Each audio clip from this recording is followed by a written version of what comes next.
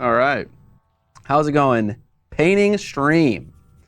Welcome back to another Tuesday of live painting on the Miniac Twitch channel. How you guys doing today? Travel Cedric, thank you for the sub. I might have missed some other subs. Can you thank them for me, Evan? I can in a moment. All right. How are you guys doing today? Ryvik Stun, Rufus Kit, Jim Crimmins, Millimeter Matt. How you guys doing? Sam Boyce, thanks for the sub. All right, so we had some subs come in between streams. Penny Blackblade and AOK Guardian subscribed while we were offline, but then Ryback right at the beginning. Ryback's done. Rills Rick subscribed 14 months and said a message. I gave him a response, which is good. Okay. Megalodon Jaws resubscribed 3 months in a row. Heck yeah, dude. Travel Cedric, as you called out, and then Sam Boyce. Good way to lead things off. How you guys doing today? Is Dad here? Where's Daddy? I don't know. Who are you talking about? I won big with the last game stream? Yeah, I bet you did. What was it? The payout was pretty big for if Curtis won. Son, is that you? So today we're gonna do a continuation of our giveaway for the model Maeve. It's a model from Chimera. You have that there. Yeah. Sculpted by Africa, is her name. This model is 200 millimeter in height, 1/8 scale, so it's a big lady. If you're looking to experiment with some skin tones, this is a great model to do so. Breaks beyond the borders of the camera. Yes, too large. But yeah, if you want to check her out, we're doing this as a giveaway today. So once we reach 50 subscribers, we'll do a giveaway for everyone who is here now live watching. And yeah, so that's an option. We're also going to be painting some NECROMUUUUUNDA dudes today. I have this model that you've undoubtedly seen before. It is, I think it's like the leader of my Cawdor NECROMUUUUNDA gang. Freaking stupid. This is gonna go black probably. And then we're gonna paint another NECROMUUUUNDA guy to look like this one. So we're gonna kind of be rediscovering the scheme.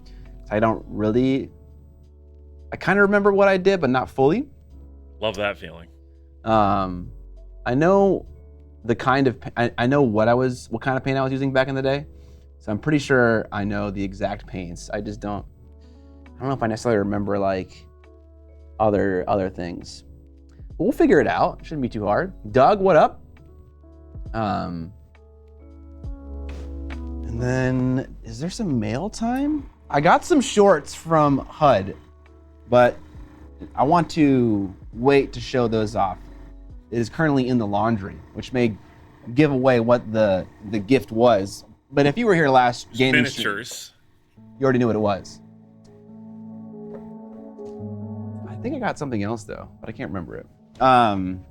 Anyways, what I have right now in my airbrush is the color for the base of the khaki, which is like this like greenish, desaturated tan color.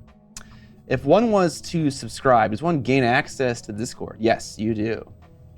For us non-GW people, what is NECROMUUUUUNDA? NECROMUUUUUNDA is a 40K intellectual property, and it focuses on all of the people that live in a hive city. A hive city is a certain kind of city in the 40K universe, and it's like broken down into like a caste system. Like there are literal physical tiers in this hive city, and the lower you go, the more destitute you get in society in a hive city. And so NECROMUUUUUNDA is all about cataloging the gang wars that occur in a hive city in between those castes. I might have got that wrong, but if someone knows better than me, let me know. I think it also explicitly takes place on the planet of NECROMUUUUUNDA.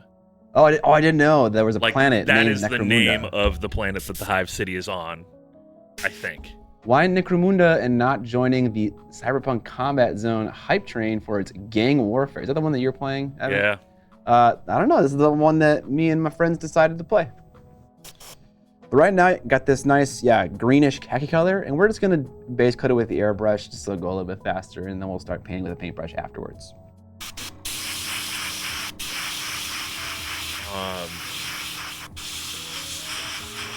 I will say that NECROMUUUUNDA retains a lot of the more silly edge that 40K had at the start. More zany.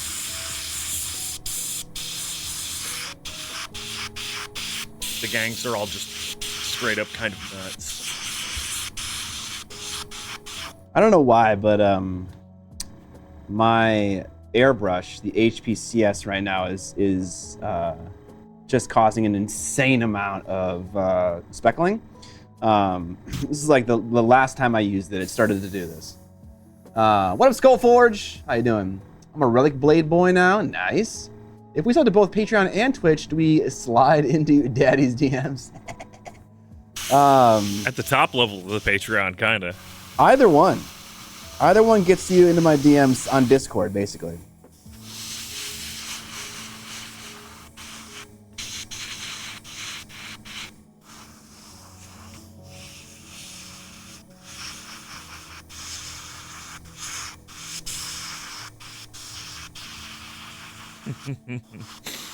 Yeah.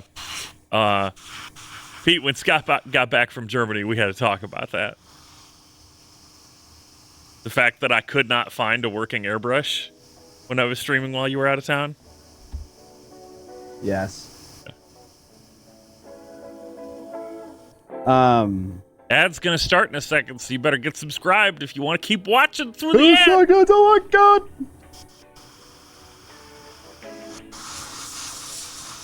Rufus, I honestly thought that someone was going to accuse me of doing a bit after I pulled out the 4th airbrush and it also didn't work. Reaper Miniature is rating us with a party of 39. Hello, everybody from the Reaper Miniature stream. What's up? Thank you for the raid.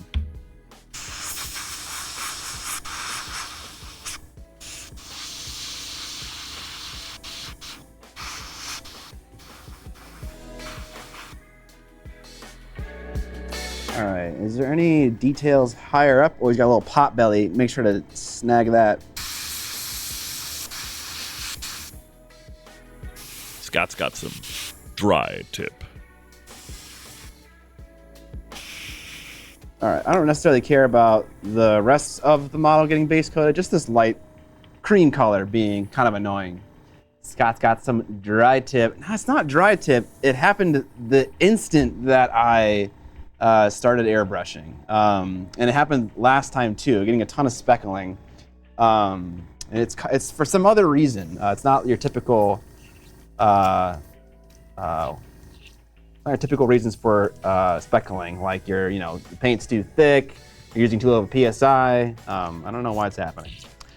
But thin and more, definitely, yeah, that would be a typical conventional solution. But last time I used the airbrush, I tried some of those solutions and it just didn't work for some reason.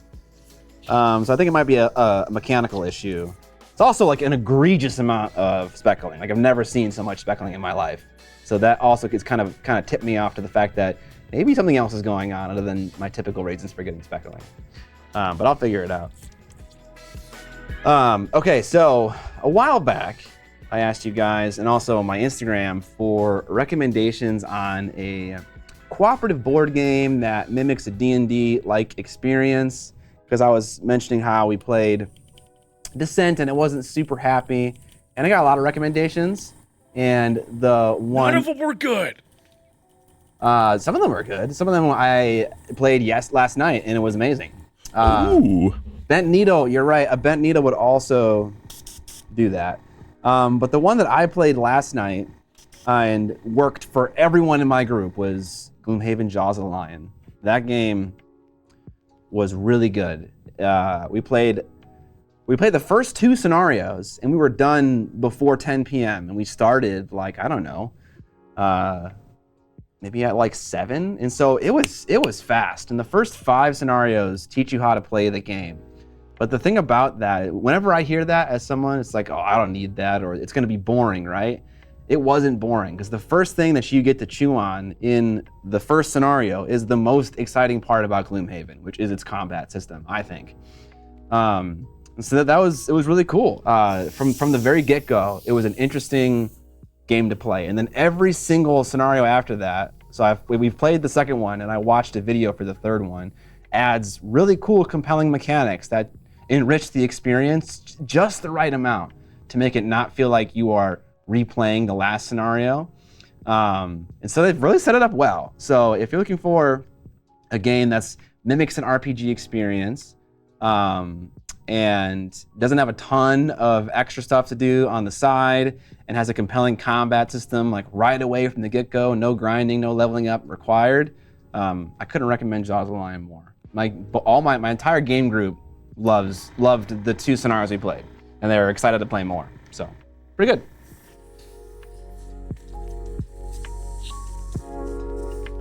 Looks like Alex Dos Santos also agrees with me. Not sure how tough Jaws gets, but the original Gloomhaven can be pretty brutal. I have a friend who plays Gloomhaven, and he like struggles to win ever. OSW Zenkiki says that Frosthaven is a better, more refined game. I kind of heard that it was like Gloomhaven, but just like more stuff to track and things to do, which I'm not sure I'm super into that idea, if I'm being totally honest. Now it's not gonna work anymore. Millimeter Matt, thanks for the sub. The most millimeter, Matt. And you get to learn about combat and low stakes before you make any major character choices. This is true. Just really nice. It was good. My only complaint about Jaws of the Lion is the 4 models that you have access to are fucking awful. They are bad models, especially the Demolitionist. Oh my God, dude. If I were to place Jaws of the Lion in that video, I would. The only one that's worth a damn is Hatchet. All the other 3 are total trash. I'd put it at a 3. It was so bad. Didn't they update Gloomhaven? They did update it, yeah.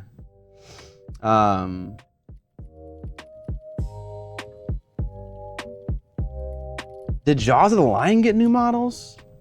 I also found it for half off. That was fucking awesome. So that was super nice to be able to get it for so cheap.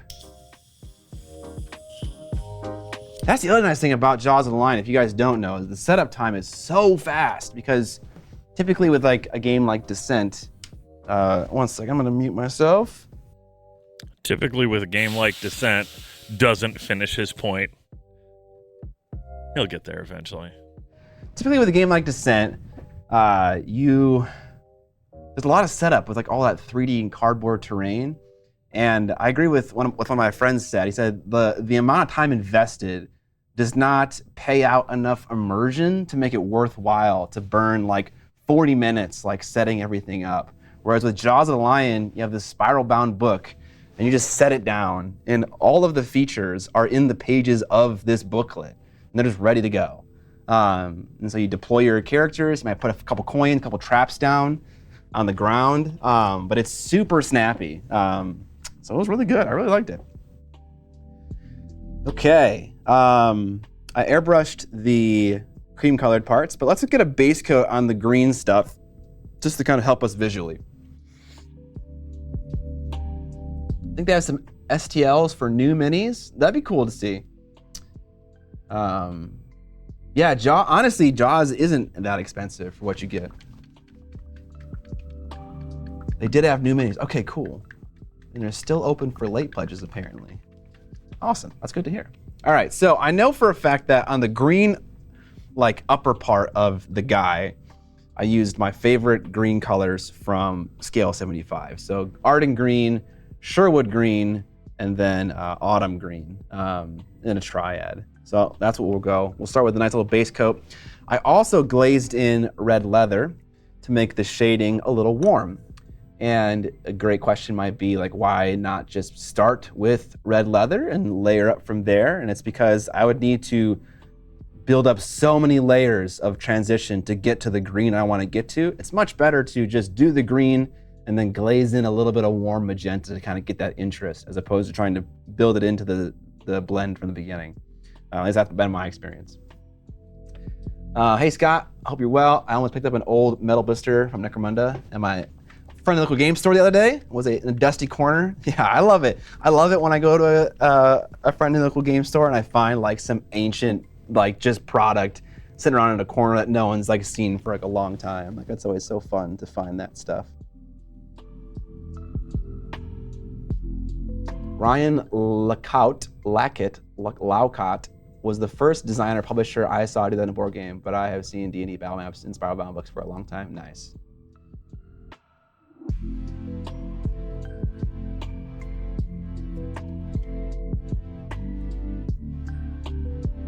Do you see yourself moving to Europe after? No, definitely not. That'd be fun though. Never finished painting that. Yeah, I'd be amazed if you actually finished painting that model. All right, let's just do some base coating. We're chilling.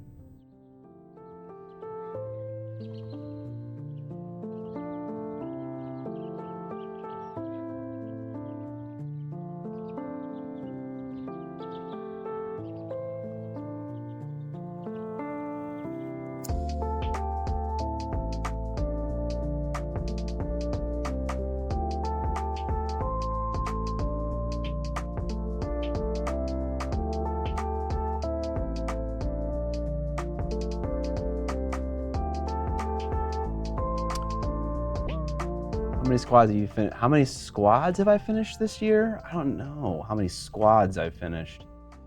I have finished 2 armies. That is a metric that I know.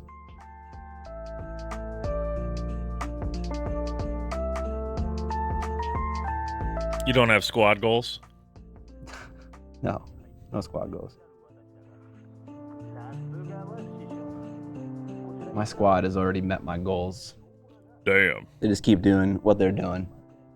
Are the rules for Jaws of the Lion easy too? Yes. And what I'll say is Rodney, who owns and operates the YouTube channel Watch It Played, collaborated with Cephalofair Games to make a video for each one of the first 5 scenarios. So if you're not a big rulebook reader, or if I had to like take like a lunch break and then watch a video at the same time, that's what I did yesterday. The videos are so well explained, and the scenarios are already well laid out in the first place, but the videos make it even easier to digest. And there's one video for each scenario, so there's 5 of them, and it makes it even easier to get into. Seriously, it's so nice. I don't think I ever had to reference the rule book while we played our scenario, having just watched the video, which never really happens for me. Like whenever I watch a video explaining the rules, like for Dune Imperium, I'm always diving through the rule book to find like weird edge case things. But the scenarios are pretty self-contained to the point where you probably won't need to do that ever. And yeah, like every single scenario, they amp it up in a really fun and worthwhile way. Love Rodney. Yeah, dude, Rodney's awesome. Rodney is the Mr. Rogers of the board game universe. He absolutely is, and he is a gem. I totally agree. He's great. Xanerzone 424. Thank you for the Prime sub.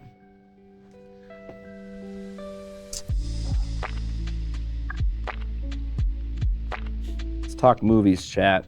Uh-oh. Here we go. Let's see, the movies that I've seen most recently, and we can talk about any of them. Coronary jumped the exact moment you said that, said, yo, can we talk movies for a second? I watched a few recently. Let's do it. I watched The Boy with the Hair On, Miyazaki's new Studio Ghibli movie. I watched Attack of the Clones, episode 2. Where's Jay at?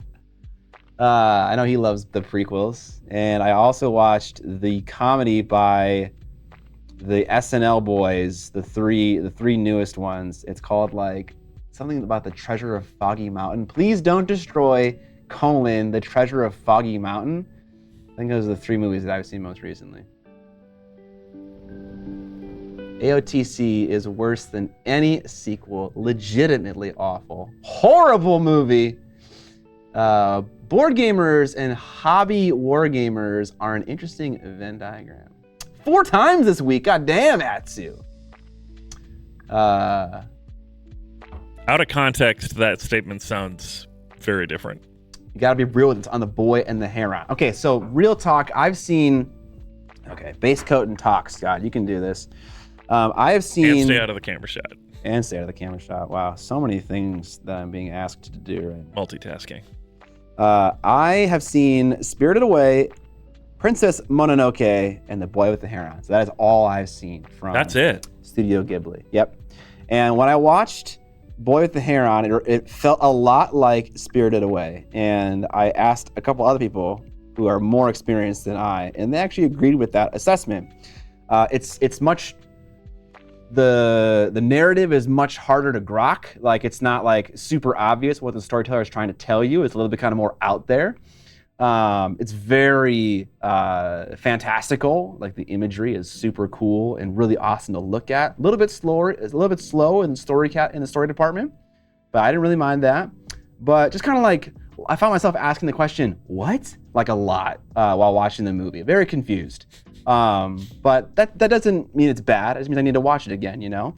But yeah, a little confusing, very pretty, very creative, and like Spirited Away.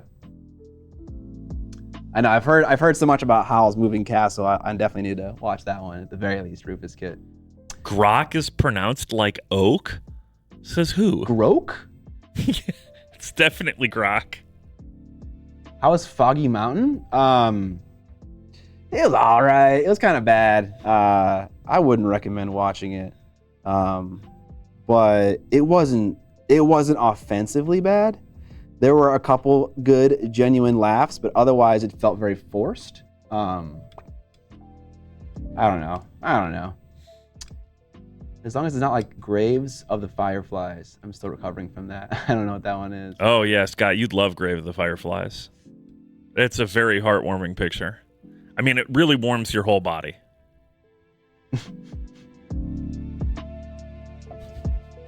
HUD, I also watched a couple H-Bomber Guy videos. Oh, I just watched the one that Evan recommended. That's it, though. Didn't you watch the OOF one? Or no, that was HUD that said that. I did not watch the OOF one, yeah. You should watch the OOF one. That one's also very good. That's right. We're testing out our new webcam. So I set up the picture-in-picture. You can see me. You read Howl's Moving Castle to my daughter. That's cool.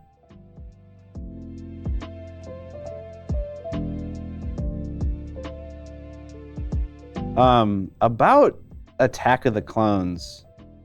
I don't know. So I've now watched every single Star Wars movie that exists in the last 2 or 3 months. All 11 of them, I think there are. Wait, you watched it?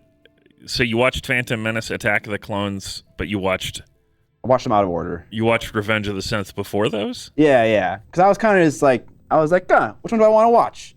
And I'll just go in any old order. Yeah. I mean, I've already fucking seen them all. I know this. I mean, that's fair. And I don't know. I think my opinion of all the movies is they're all pretty similar in terms of I don't know, cinema criticism goes.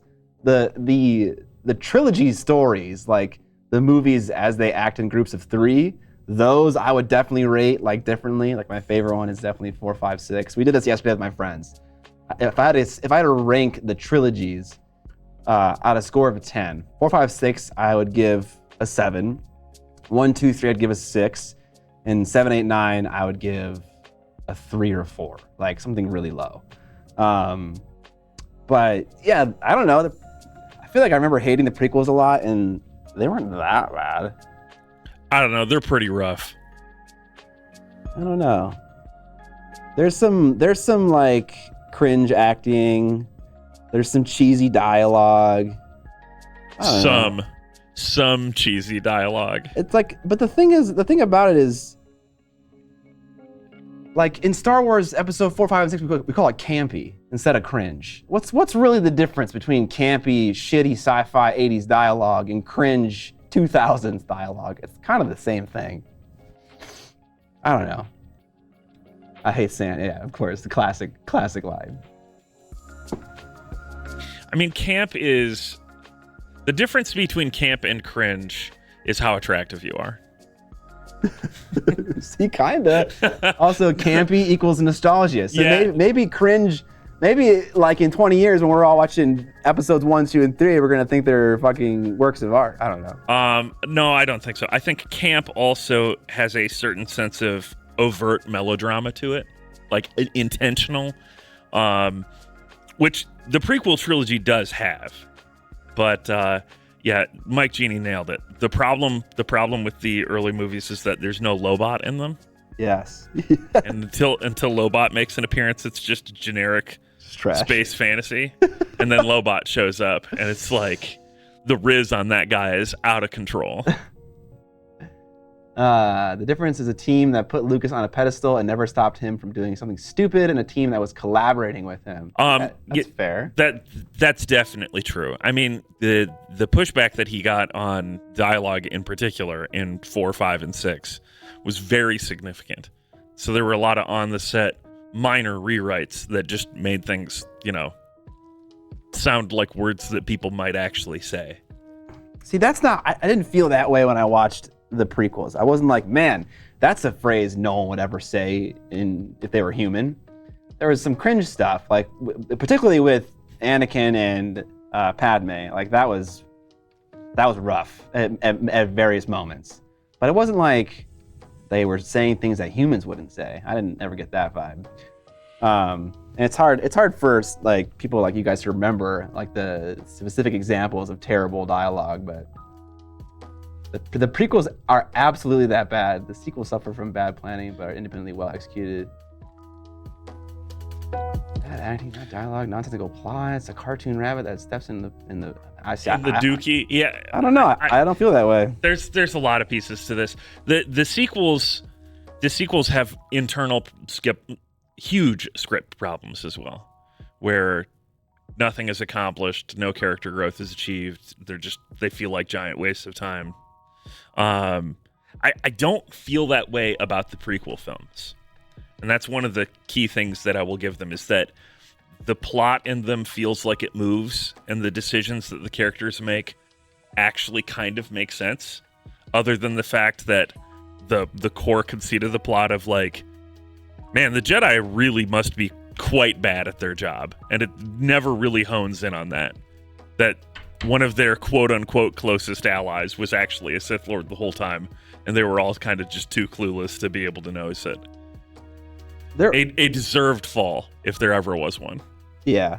There was one thing that was confusing about Attack of the Clones, and that is that Dooku straight up tells Obi-Wan, he was like, there is a Sith, his name is this, Darth Sidious. Darth Sidious. He is causing all of your problems right now, and you don't even know it. And Obi-Wan's like, I don't believe you. But that's because the dark side is known to lie, Scott.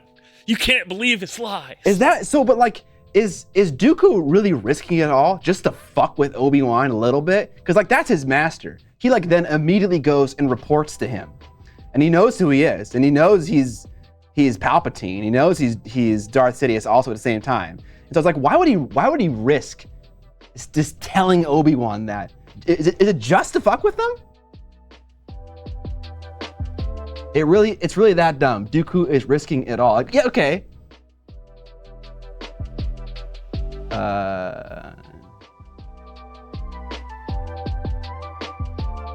Yeah. Okay, so man, but that's so on the nose, is it not? That's just like so ridiculous if you're trying to further demonstrate the hubris of the Jedi by just like having him straight up tell him. I mean, that's just it though. Is the prequels are that heightened melodrama everywhere. Okay. Dramatic, haha, you don't even know how badly we're messing with you, Jedi. Okay, I thought Dooku was being a homie for a second. I was like, oh, okay, cool. Like he's actually trying to help out his previously fellow Jedis, but apparently. No, I see it the opposite way. That whole exchange reads to me as Dooku going, I left the Jedi because they are that incompetent. He's not helping out the Jedi. He's saying, you don't even know how deep of shit that you're in. No, if you watch the scene, the body language and the delivery is definitely one of, I'm trying to help you out. 100%. He's trying to help him out to see that he's on the wrong side. I don't know about that. That seems like we're giving the movies too much credit and being too smart for what they're actually doing. Azathoth also said the same thing at the same time as me. Dooku's trying to convince Obi-Wan to switch sides. Yeah, that is the way that I read that scene at the time and on subsequent rewatches. So he's like, okay. He's like, get on my level, man. He doesn't want to kill Obi-Wan. He wants to gain another powerful ally. And part of what he's saying there is the Jedi are so head up their own ass that they don't even understand just what's going on here. There's a powerful Sith at the head of all this, and I'm working with him because he's the one that's moving the ball right now. It's the allure of the dark side. Okay. Looking to upgrade my Badger 105. Any Rex? Get a Badger 106. I think I have no idea what that is. Or a Badger 115 or a 205. You just want to increment one of those numbers up at a time. Are you being serious? No, I'm okay. Making a joke. Okay. The SOTAR 2020, an actual airbrush. That might be a good upgrade for you. Alternatively, a Badger Patriot Extreme also might be an upgrade for you. I haven't used that one really though, so I don't know about it. And the other one that's good is the Renegade Chrome. So either the SOTAR 2020 or the Renegade Chrome, one of the two should be good for you. What makes it a Renegade? I don't know. Doesn't play by the rules. It doesn't use a needle. Badger Patriot Extreme 105 is top shelf. Okay, nice. We got Gosu saying it's good. All right. I'm going to take the paint that I used to mix the base coat for the khaki and just start to apply some layers with it. I mixed a little bit of green into that khaki, and now I'm just using the khaki straight up. And what I want to see is like how much lighter is this color without the green in it. And it seems like it's decently lighter. I always struggle with airbrush like base coats and finding the appropriate layer to put on after, but I think I nailed it in terms of like how much green paint to mix in and how opaque of a base coat I got, such that when I start to paint with this khaki color, it's not like so much brighter or not brighter at all. You know what I'm saying? You got to find that sweet spot. It's a little bit challenging sometimes. The sweet spot. Yeah, I don't know. I don't know if did anyone make any comment about how I rated my trilogies? Like, would you guys have rated them differently? I think we sped past the part that you only gave the original Star Wars trilogy a 7 out of 10. Yeah, 7 out of 10. 7 or an 8, like one of the two. I think 8 is more in line with where I'd be on. It's a really cool, epic fucking story, and like I totally get that. I totally appreciate it. I love the vintage sci-fi flair. Like it's so much fun to watch. I'm really trying to not like allow nostalgia to affect my opinion of like the whole story, but it's definitely the best of the three. Probably because it's like the most unique, because it's like the first time they ever did that story. I like the prequels because they're a different story and they slot into 4, 5, and 6 really well. Like what's going on and the politics of the universe are really interesting, and it makes a lot of sense for setting up for 4, 5, and 6. So that's why I gave that trilogy overall a pretty good score as well. The individual movies, not great. The individual 7, 8, and 9, those are good. But the story as a whole is just so fucking bad. I just don't think that the individual movies of 7, 8, and 9 are that good either, because you don't think so, really? They fall apart. The problem with those movies is they don't pass very basic scrutiny. Okay. I am not one of those picky people that's like, well, they didn't make the perfectly logical choice in that moment. So, but it's like, no, like the very core fundamentals of several of those movies, like, what are we doing here? Okay. That doesn't happen with the other films. People like Rogue One. I've said many times that I think Rogue One is actually not that great, but I do like Rogue One more than I like the sequel movies. I will give it that. Revenge of the Sith is peak. That's number 3, right? All right, here we go. Bougie, thanks for the sub. I don't know if I think there was one before Bougie that we missed. Anthony Use. Anthony Hughes, thank you as well. I will say, I don't know if you've ever done this, but there are actually a couple versions of this, but oh, man, who did this originally that I heard about? It was one of the guys on That 70s Show. Which one's the one that played Venom? Topher Grace. Supposedly there's a Topher Grace edit out there of the prequel trilogy that he put together as like just a fun project. What? That he edited them all together into one epic movie and cut out a bunch of content. And then based off of descriptions of this, other people have tried to put it together. And I think I still have it somewhere. You know, it's like a 3.5-4 hour cut, but it cuts so much. It cuts a ton of stuff from Phantom Menace and then some stuff from the second 2 movies. And it flows really well. And it's a lot more fun. And it cuts out some of the worst offending parts. Okay. Holiday Special 0 to 10. Yeah, that's one I've never seen. I've had this kicking around for, I don't know. I probably downloaded it before I moved back to Minnesota. So 13 years ago, something like that. How crazy would it have been if 7, 8, and 9 did not focus on Jedi at all? Like they were like you know how like bounty hunters exist in 4, 5, and 6?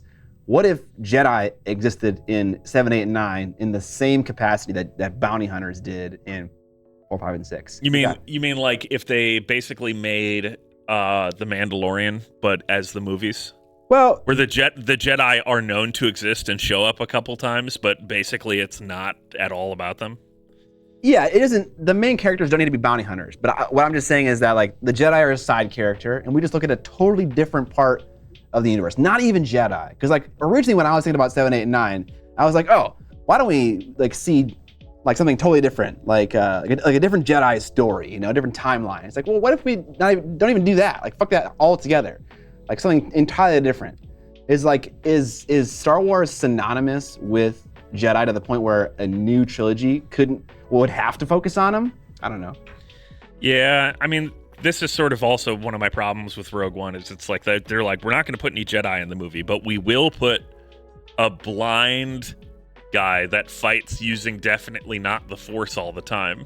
Well, it's definitely the Force. He says, "I am the Force, and the Force is with me." Yeah, yeah. That's what I'm saying. It's like they're like, yeah, we can't put a Jedi in. We're gonna put in this definitely not a Jedi character. Yeah, he's not a Jedi because he doesn't have a Jedi rights reserved TM laser sword. He's Jedi adjacent, yeah. Loved Andor. Yeah, Solo did that. Sorry, I mean like a whole ass trilogy, like a 3-part movie that doesn't focus on a main character who is a Jedi. Yeah, I think that would be a very bold direction. But the thing is Jedi so much of that brand is you could just replace the word Star Wars with Jedi. Right. Yeah. So yeah, the question is that possible? And maybe for most people, they'd be left confused. Like, well, where's my main character who has a lightsaber? Where's Darth Vader? Right. Where's the guy in the black mask that's really mad all the time? He has to be really mean to his soldiers because that proves that he's evil. Yes. It's very important that that's a character trait of my bad guy. Absolutely. I don't know if that's a really interesting question to explore, but I think it would be an interesting space to explore, and it's something that some of the shows have done and some of the games have done, but I don't know if they'll ever be able to do it in a movie. Yeah.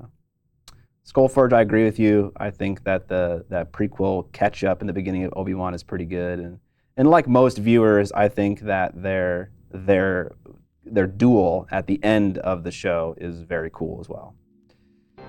Most people enjoy that part a lot, though. Gilded Lion Miniatures resubscribing 9 months in a row. Thank you, Gilded Lion. Appreciate it. I'm gonna mix another little green shade for myself here, so in case I want to do corrections, I am able to with a kind of a greeny color. Is that pretty close? Still a little too light. Whoa. Apparently, Topher Grace's edit isn't a 4-hour epic. It's 85 minutes from the prequel trilogy. How? 7 hours down to 85 minutes. He's talked about this recently. It's an interview from 2022. Interesting.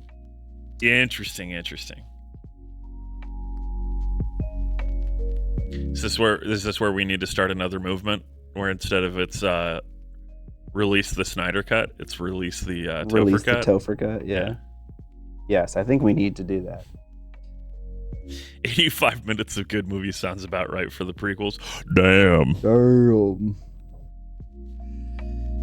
Azathoth says he doesn't like the duel because it devalues the duel in episode 4. Well, that duel was fucking pathetic. There's actually a re-edit of that duel on YouTube that is way fucking better. It's mostly because they weren't great at choreography at that point. See, I just... You mean the narrative. You mean it's undermining the narrative element of that duel. I hear you, what you're saying, Azathoth. I'm just giving you a hard time because the choreography in that fight was pathetic. It is, and at the same time, that never mattered because so much more is happening in that scene. I guess what it comes down to is, what do you want from a fight scene? Do you want guys swinging their swords around, or do you want, like, plot, emotion, and drama? You can have both. You can, but oftentimes that's pretty hard. Yeah. And I didn't even make it through Obi-Wan. It just did not grip me. I watched 3 or 4 episodes, and I have not returned to it. That's okay. You don't need to. I wanted to. It looks good. I like Ewan McGregor. I like the cast. But, Most of the duels these days are flashy dances with light sticks. Older fights were just trying to stab the other person. That's kind of true. I don't know. None of the choreography has ever been good.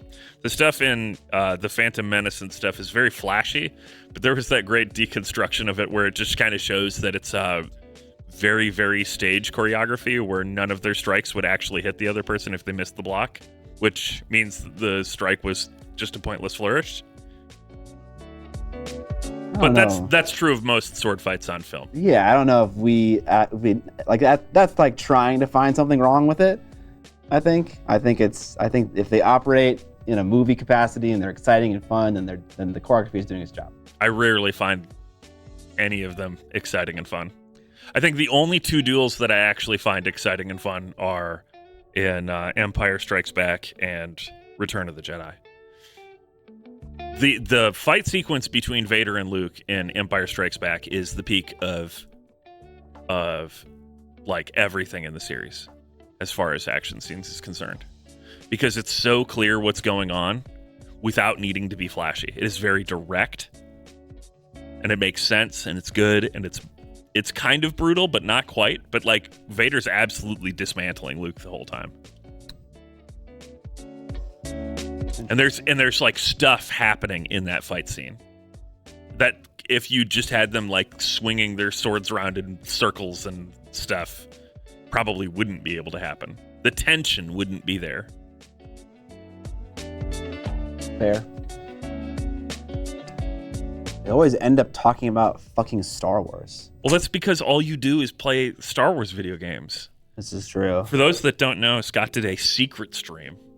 He didn't like announce it. He just went live playing the most recent Star Wars Jedi game that I can't remember the name of. Jedi Survivor? Yeah. I was stuck on a boss, and so I was like, let's make this worse and have a bunch of people watch me fight the boss and berate me for being trash. But actually ended up beating it, which was good. So, like the next try? No, it took me like a solid 10 attempts, something like that. How are you liking it so far? It's amazing. It's a great game. Like, I've never played a Souls-like game, but this is exactly what I want out of a lightsaber game. It's like very reaction speed and like dual. It reminded me a lot of a lightweight version of For Honor. So like where in For Honor you have like 25 moves you can do. In Jedi Survivor, in any given stance, you have like 5 to 7 moves you can do. Well, For Honor is also expressly a fighting game. Right. Yeah. I could teach you to be good at that game, Scott. You might be able to. Or I could teach you to not suck at it, would be a better way of putting it. Yeah. One of the things I really like about For Honor, driving us deeply off track, is if you're not really great at fighting games, you don't have to play the dual mode. You can play the fours modes. There's an objective game mode and like a four-person battler. And you can be like, yeah, I can't win this 1v1. I'm just going to leave and go fight someone else. I'm running away. For Honor is great. Do people still play it? As far as I know, they're still pumping out seasonal content for it. I have, I don't know, 1,000 hours in that game. I played nothing but Lawbringer until I hit the max rep at the time, which I think was 30. HUD, it is the only game that has ever made me break a controller. I broke a controller on my keyboard. Love For Honor. Yeah. So basically, it has like a fighting, like kind of feel to it, but it's not like so deep that you feel lost trying to do it. It has the right level of exploration that's like interesting and fun without being frustrating. It's a really nice upgrade to Fallen Order, like the game that came out before Survivor did. I'm really enjoying it. I also just recently started playing Star Wars: The Old Republic. I haven't played an RPG in so long, and it's been a lot of fun to like rediscover RPGs. And I'm playing. I get to play as a bad guy, which you don't get to do in Jedi Survivor. So I made a little Sith Inquisitor, having some fun with that. It's good stuff. I'm enjoying it. But yeah, it's definitely still fucking hot on Star Wars at the moment. Which is why I'm so angry about 7, 8, and 9 just not being a good installment into the series.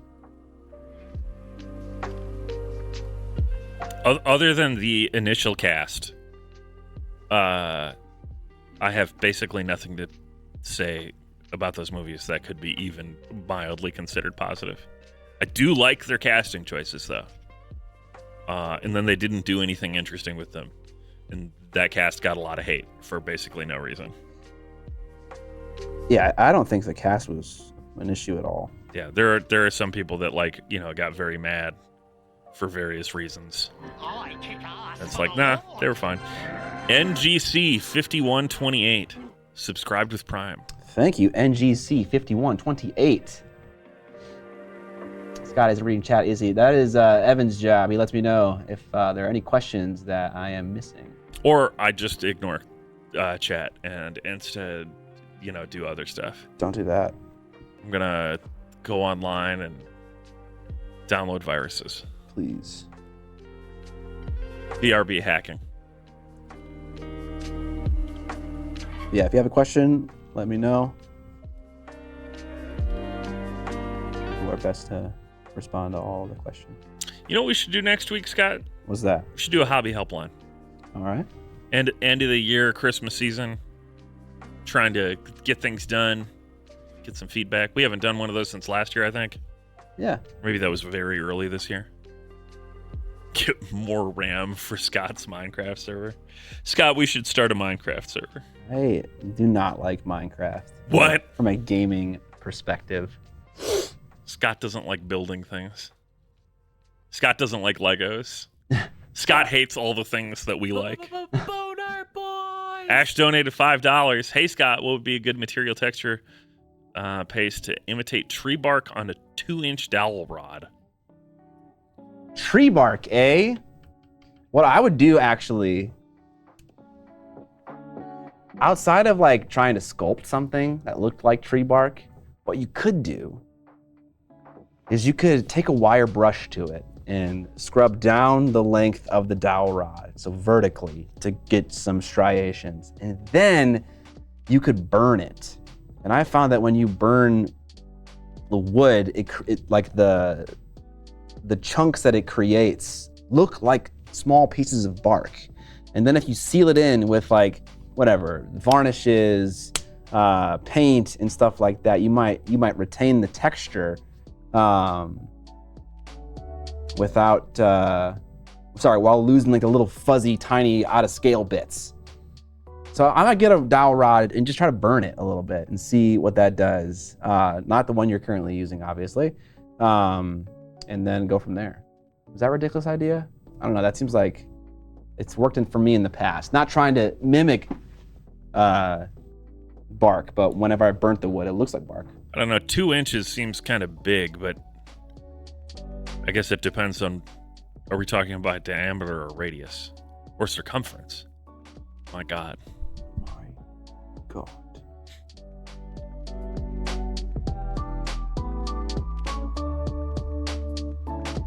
Also, Tony Macaroni asked this before, and we skipped over it because we were ranting about Star Wars.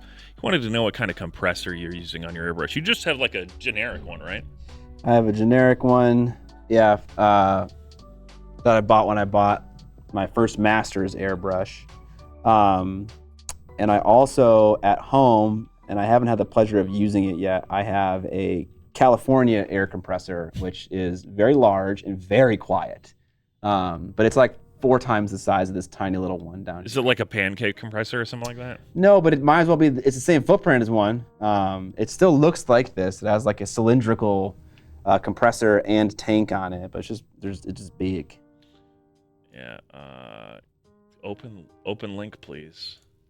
It's just gonna link something like what you've got. Because they're all probably made in the same factory in China, and then a bunch of different companies put their label on them for the cheap compressor with tank. So something like this is what we have on set here. This is what I would generally recommend because you don't need anything fancy. Is that a Crawdor Ganger? It is indeed a Cawdor Ganger. Yeah, I can't help but pronounce it Crawdor for some reason. Why? I don't know. There's something wrong with my brain, probably. So some form of mental damage. Yeah, it's the guy with the big ballista. So this is like one of my heavy options. And I've already painted my leader, dude. There are so many cool Cawdor models though. Like I can't wait to like find some other ones and paint them up. I should be trying to speed paint this model right now, but it's been such a long time since I've painted this one guy over here that I'm kind of just enjoying painting in a chill way. I don't think that there's anything wrong with painting these guys slowly. We're gonna need like a max of like 12 of them or something like that. Yeah, I'm not sure. Necromunda is not a huge scale game, so take your time, have fun. Yeah, I mean, I speed painted my Shatterpoint Inquisitors, and that wasn't terrible. So I'll probably for like maybe a couple standard gangers, I'll have a simpler paint scheme. Sure. I have not started on my Necromunda gang other than printing out a bunch of parts for them. And that one that you saw that's like assembled and primed. I've been working on my Blood Bowl team. I've been having a lot of fun with Blood Bowl. Nice. Rufus kit, the heads are not separate. Oh wait, maybe they are.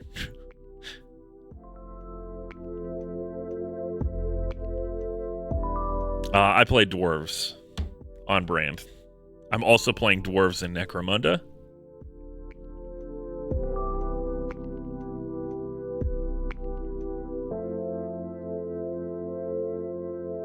Carl would approve of this. Carl would approve of this. That is an accurate statement. Okay.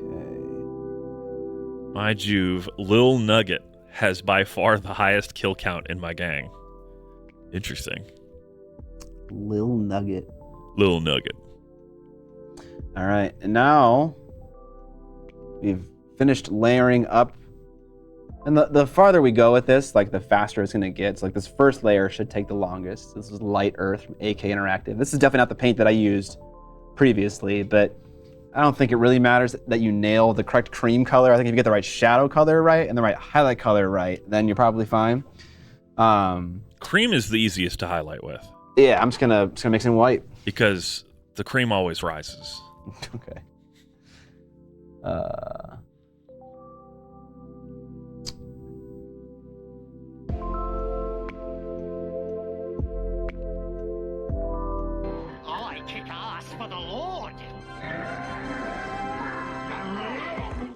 Ash also subscribed with Prime. Thank you, Ash. Appreciate the support.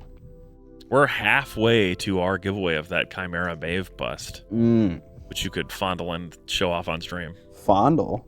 Yeah. If John wasn't already the figurine fanatic, I would probably be the figurine fondler. That's not okay. Here is this beautiful fig, 200 mil in height, 1/8 scale bust that we're giving away once this stream hits 50 subs. Not to subscribers, just to viewers. Yeah, we hit a sub count, and then we start a giveaway for everyone watching.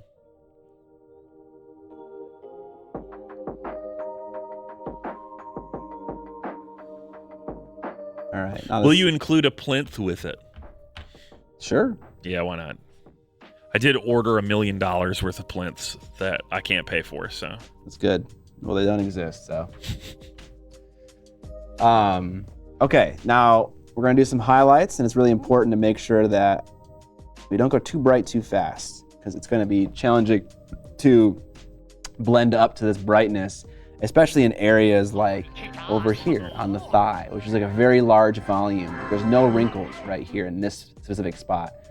So it'd be difficult to blend up to that spot if we went too bright too fast. Alamo 6, thank you for the subscription. You are much better than Alamo 1 through 5. 15 months.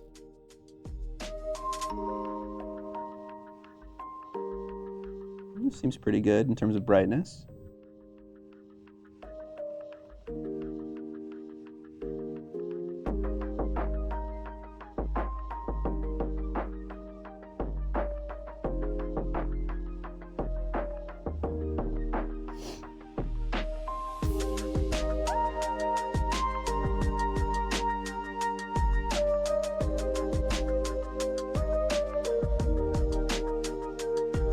Texas finally won, but only on V6. Don't tell any Texans that. Too late. Too late. Reaper Miniatures is still here. Scott, have you ever been to the basement of the Alamo? No. Oh, wait. No. I thought you were referencing the YouTube channel Beer and Board Games, but I don't think you are. I am not referencing the YouTube channel Beer and Board Games, but I am referencing something. Look at that transition over the skin. Oh wait, that's Scott's cheek. Low. Can't keep my face out of the camera.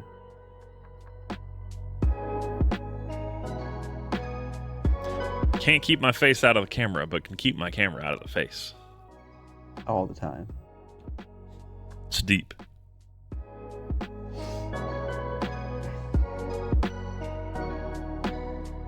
I don't know about you guys, but I really enjoy like blending on fabric, especially when like there are nice like tight rolls of fabric as well. Like there's definitely some stuff that's really challenging to do, but like this kind of painting where like all the volumes are moving horizontally and there's like a decent amount of them, I think this is pretty easy to do, but also it's just looks really nice and it's really easy to do. Monument Hobbies resubscribing a tier 1, 8 months. Hey, Says, what's up, sexy man? what up, Jason? Jason and I finally settled on a date for when he's gonna swing through to teach us how to play BattleTech. It's a date. It'll be in February of next year. It's gonna be fucking hype.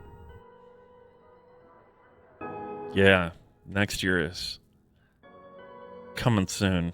It is.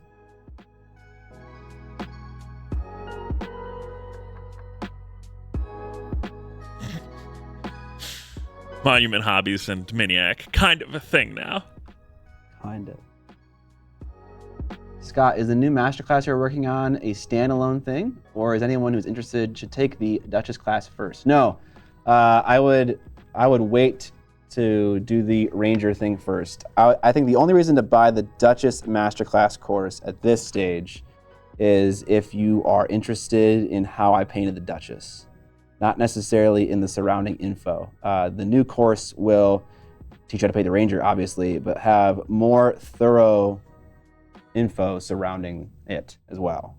Is it going to be significantly longer as well? It's going to be longer. It's more front heavy. In terms of written content, it is twice as long as the Duchess course, but it's not twice as long in the timeline perspective, though. But yeah, it's definitely more information. I think it's better organized, better explained. Oh, okay. So I've been trying to think about a way to explain zenithal highlighting to a total beginner. And I had a moment over the weekend where I thought I figured it out, but then realized that my idea wasn't super solid. But I want to share it with you guys anyways, because I thought maybe it's useful to some people, and I'll explain why. There are photos on my Google Drive, Evan. If you go to photos.google.com, you need to go to the SDubbest one. Photos.google.com. Oh my God! Oh, nudes! If you go to SDubbest, there'll be 2 pictures of a snowy car, and I want to look at them. Well, I went there and it stops loading. Oh, because quality. This is what we're dealing with here. Thank you, fucking Google. Maybe if I reload.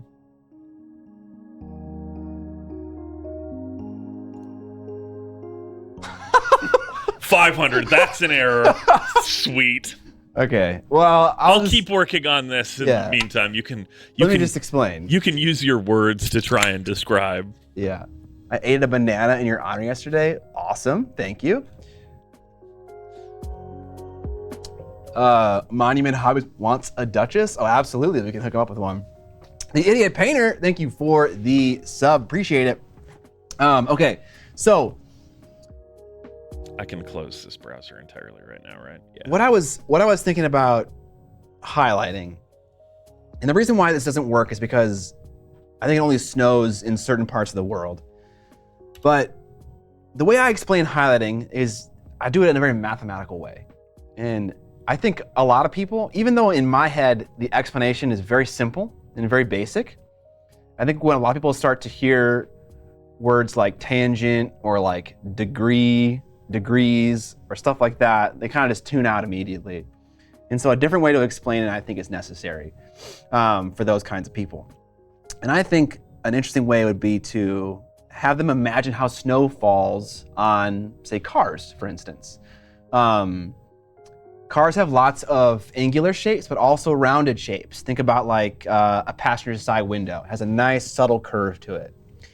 If whenever Evan is able to find that image, you can see how snow falls and sticks to a curved surface. On the parts that the snow accumulates the most, that's where your highlight is brightest. And then once it gets more sparse, that's where you begin to transition into your shadow. And where it doesn't exist at all, that's where your shadow is. And I don't know if explaining it that way makes it easier to understand. Does that make it easier for people to understand? You have to remember that a lot of people have never seen snow before, Scott. I have not forgotten that, which is why I led with, I don't know if this is going to work for everyone, because that's fair. I don't know if everyone knows what snow looks like. I think Google Photos is officially dead to me, is what I have to say. Okay. Can replicate snow by sifting flour over an object. Yeah, exactly. But I don't know. I think that explanation combined with a couple of pictures or video might just make it click for people in a way where trying to use math doesn't. I don't know though.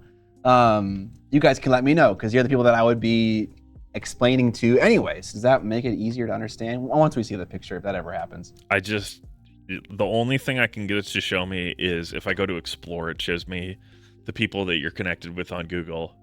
And it's like explore documents, passports, receipts, handwriting. I click on recently added, nothing. Captain McLean says, leave your mini in the snow to figure out where your highlights go. I guess that's totally fair. I guess what I'm hoping by explaining it in this way is that you wouldn't need to use it as an actual tool to figure out where your highlights and shadows go. Just thinking about highlights in the same way as snowfall would make a click in your brain that you wouldn't need a tool to answer and ask that question for you. You would just know right away. That's the hope, though. And let me explain where this is coming from. I've had a script written for the longest time for a beginner miniature painting video. And I've gotten to the point in the script where I actually demonstrate the painting. And I don't know how to paint the model. I don't know how to teach painting the model. Like, should I do the GW method of base coat, wash, layer, until you're happy? Should I do the method of, we're gonna paint with a shadow color first, and then we're gonna do a very basic layer and a very basic highlight, just 2 layers of paint, and then we're done. That is very difficult to do. And I don't know if I'd feel comfortable having a beginner attempt that without feeling bad that they're messing up, for instance. And so I was like, well, if I can explain layering or highlighting in a very basic way, maybe I can get away with it. I don't know. Those are my thoughts right now. Can you pull up my chat, Evan? Sorry, I had to close it to try and fix this problem. You're good, man. You'll get it back soon enough. All right. To answer that question a little bit, where I'm at right now is I like GW's method of painting because you don't have to think about what your shadow color should be. In washing a base coat, you get your shadow color. It's very difficult to know what a shadow color should be for a mid-tone. Very often you go too dark. Up a little bit. Up a little bit more. All right, stop. Perfect. Oh, no, now we're full screen. I blame you for this.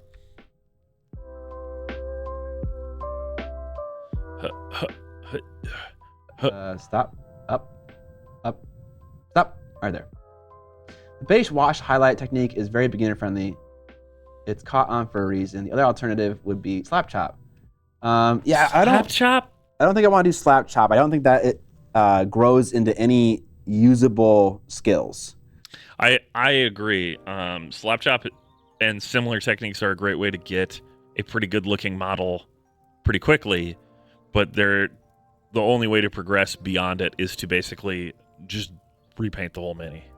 Yes, but they are valuable. I'm not going to sit here and say that they're not good things to learn and that they're not good that they exist. I think they exist. I think it's good that they exist.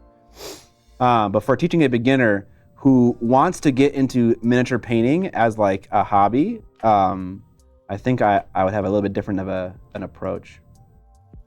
The people that I've taught to paint, I actually skip over washes for a bit. Yeah. Because I want them to understand the fundamentals of creating a gradient with, colors first. And then they'll go, man, but there are all these like lines between the colors. And I go, don't worry, we're going to get to a step that's going to help with that a lot. And then we go to washing after you've done some manual shading. And it does help. You would teach a beginner to do some shading first and then do Yes. a wash? Yes.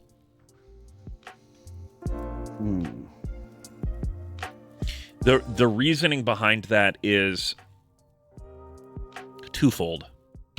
Number one, I don't want people to think that they have to wash everything all the time. I don't teach people to just like douse the whole mini in dark tone, for instance, which is how I started painting.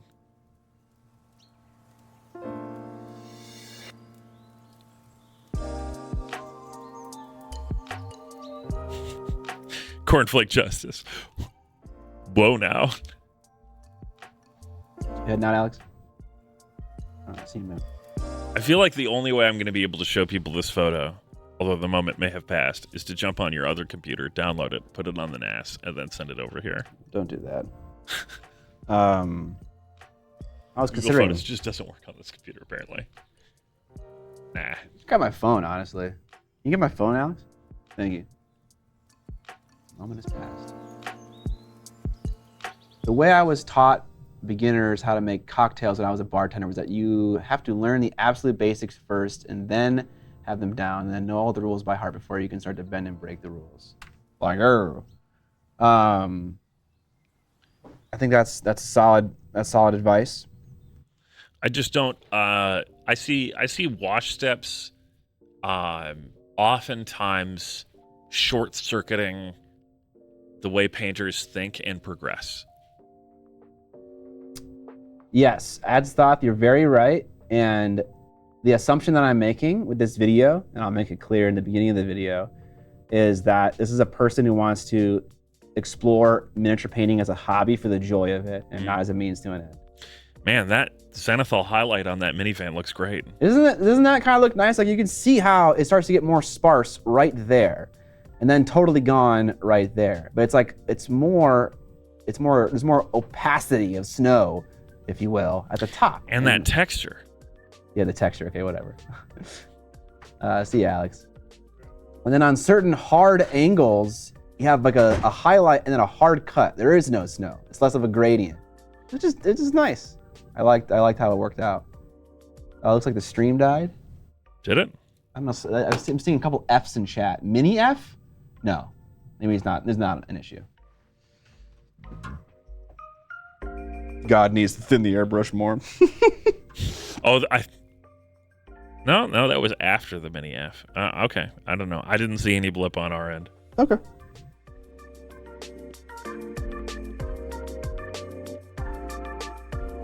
Yeah, this is what I would call the beginners highlights. Let me throw that up. Like you show them that nice gradient, and they're like, "Oh yeah, I get it." Face plus web. I remember how to do my job. Sometimes I forget. And then they're like, "Okay, so like this." Yeah. You put the highlight on the top, and you put a lot of it, and then it gets all crunchy. You get that nice texture of overworking the paint while it's wet. The allegories between paint and snow are endless. Or maybe we just exhausted them. It's very lilac. I like that. Kind of looks like my primate, yeah. What are you asking about? I mean, it's all purple, so you risk. Okay, yeah, sure. but it's a purple infused gray. It's purple and gray. So you're not risking anything, but it works though. Does that work? It works, yeah. What are we doing color palettes for? I want to paint a gun. Alex is going to start painting. A Gundam, no less.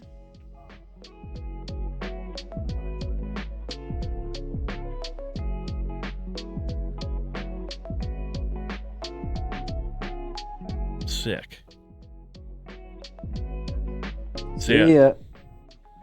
Alex is going to paint a Gundam. Interesting.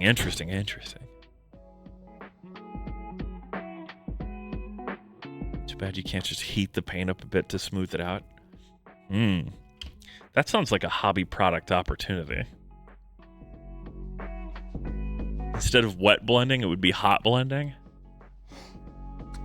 Have to be like a wax-based paint. Yeah, something like that. Where it reactivates when you hit it with the hairdryer and it all melts back together. Yeah. I mean, you can already kind of do that with oil paint, but you're not doing it with heat. You just put the colors on the mini and then blend them together. I really want to do more experimentation with oil paints. Maybe I'll use those on my NECROMUUUUUNDA guys. Can't find the Figipedia book online. Where can I find it? It's something.fr. Figone, Figone.fr. That is where you find that book.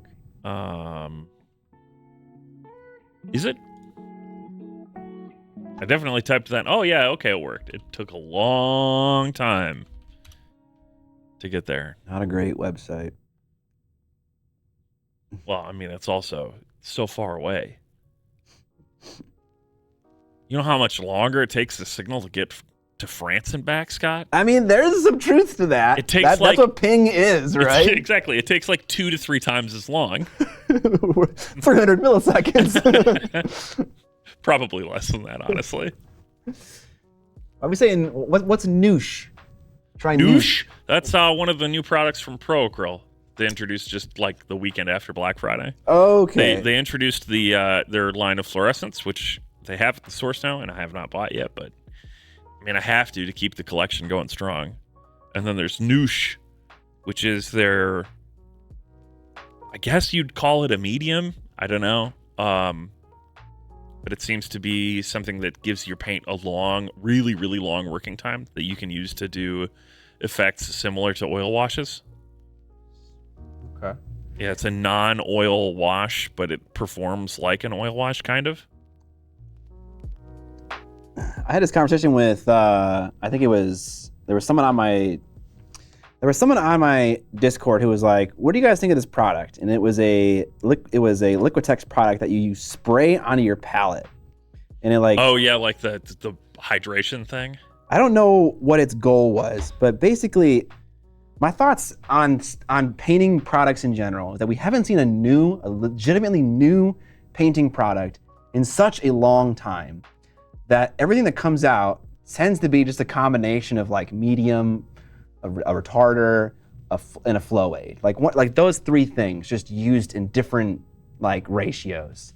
And so it's like, what really is noosh? Is it just a different ratio of like the same three things that we've seen sliced and diced a million times? I don't know, but I know who you could ask about it. We could. Yeah, and actually maybe I might put him on the spot actually when he's on the podcast. You here right now in the chat? Am I spoiling this for you, Jason? I haven't seen him post in a bit, but he might still be here. Lurking in the shadows. Shatter.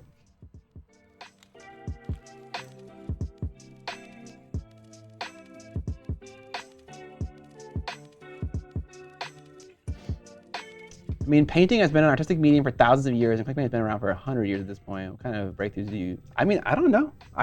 That's my thing though, is that when commerce and capitalism runs into this thing that has been around for so long, all the products we get are just like respun versions of things we've already seen. And so I kind of just, whenever I see a new thing, I'm just kind of like, meh, whatever.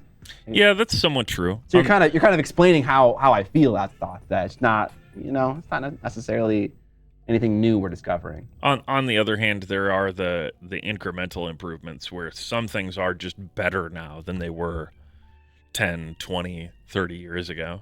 That's true. Also, it doesn't you can also learn to use a thing in a new way, and that can improve the thing. Like I don't want to like downplay that. That's definitely valuable. Well, so like Pete brings up, contrast paints are new-ish, but the other side of that is, while that specific application of them maybe is, painting through transparent inks and so on isn't. There's also some of this that comes down to our specific application of we're painting small sculptures, and a lot of products are designed around painting on flat surfaces. So we've seen some companies try and develop products and methodology around painting our little tiny sculptures, and that's where contrast paint comes in, where it's a specific mix of medium to try and save time for us.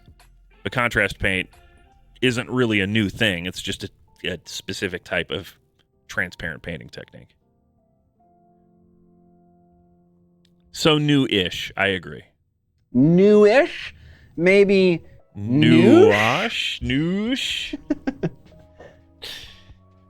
At least we don't have to use mummies or arsenic as pigment anymore, so that's okay. Yeah. Yeah, I would say who told me that? That's some of the areas. Yeah, mummy brown, actual mummies. Fucking insane, dude. Made with real original mummies. That's so crazy. What does mummy brown taste like? Oof. Corpses, man. That long pig. Yeah. I mean, that's just it. Acrylics, yeah, they were invented like 100 years ago, but they only really became useful to people like us very recently. People were still primarily painting miniatures with oils at the start of D&D. Oh, oils and enamels, anyway. At the thought, you're right. That would be a breakthrough. If we've got a full opacity paint that was fluo, like that would be like a good development in our field. Also, I don't know, like acrylic paint can be better, can it? It dries super fast. What if it was like, I don't know, I don't want it. Now I'm like dreaming about like how do you improve acrylic paint, and there's probably a lot of ways to do it. All right, we've boosted it up now to a brighter highlight, and we'll just keep going. We'll mix some more white in, and that'll probably be the last transitional highlight layer, and then we'll do very small little bits of pure white on the tunic.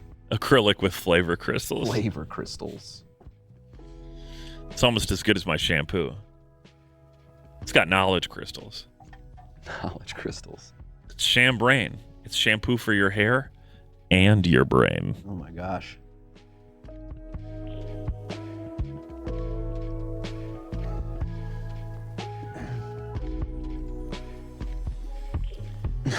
Megalodon Jaws, I think we're seeing that already with like Hero Forge. I think their most recent Kickstarter campaign featured a lot of printed, painted models. Not amazingly, but definitely a step in that direction, though.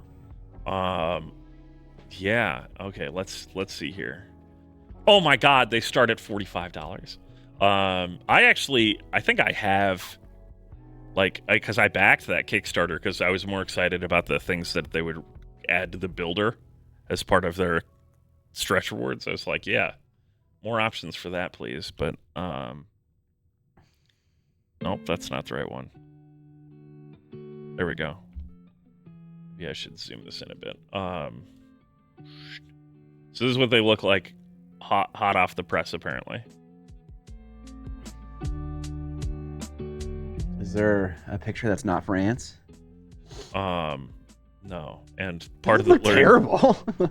for just coming out of a machine, Yeah. I think they're pretty good, actually. Yeah. That can't be FDM. No, it's some sort of like sintered process where it uses like pigment powder that it mixes into the whole thing. Wait, is it FDM? It's I'm saying these things, but I don't know if I'm.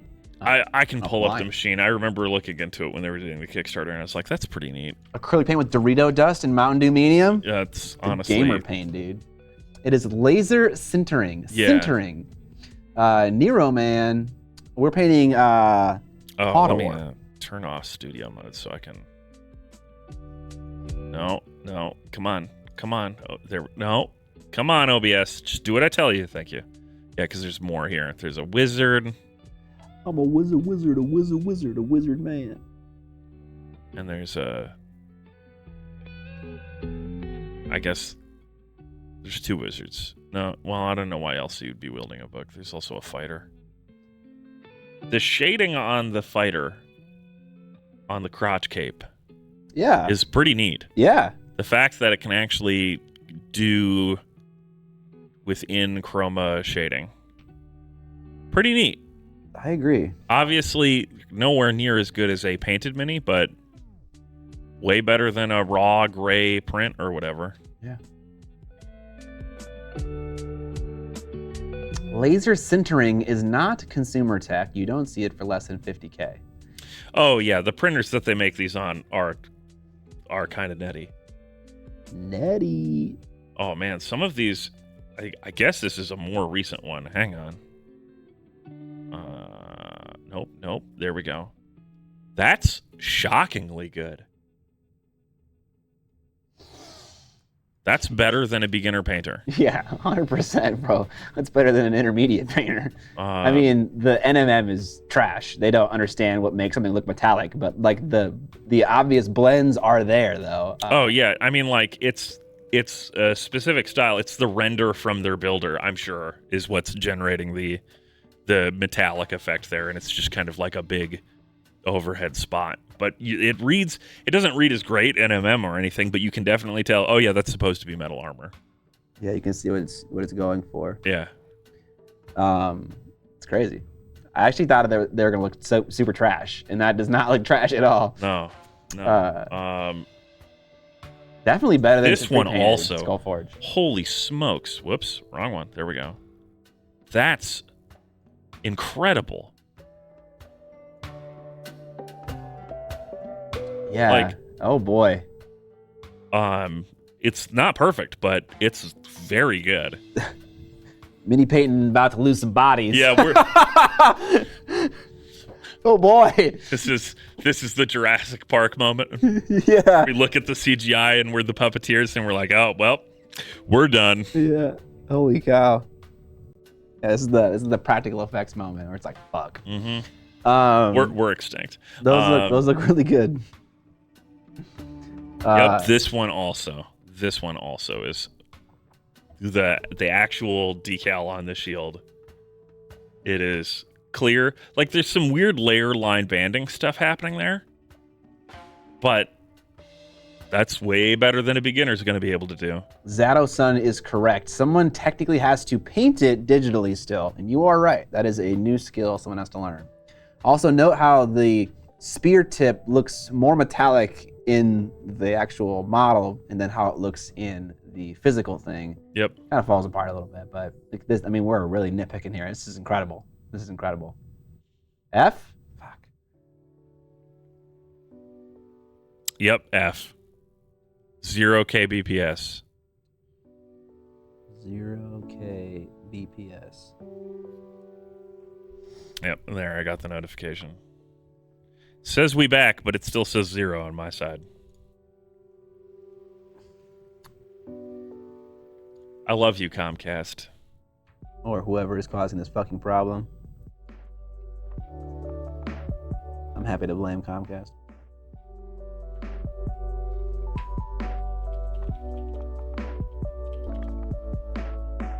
We are at least still connected to chat. Okay, we should be picking back up again.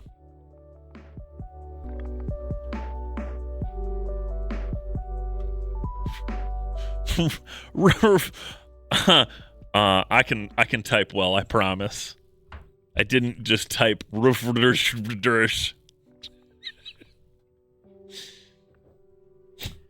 maybe a little bit. All the printed minis gave me a stroke. And apparently Hero Forge hacked our system. They're like, yeah, you miniature painters' days are numbered. Yeah, fucking A, dude. Yeah,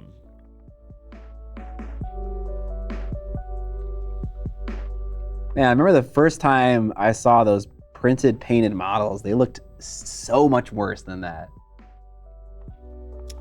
That's incredible. Yeah, they've definitely upped their game. Yes. Oh my god, we're dead again. I just got another noto. What is going on here? Very cool. Is one of the computers like downloading an update or something? Are we downloading an update? I have auto updates on this turned off. That's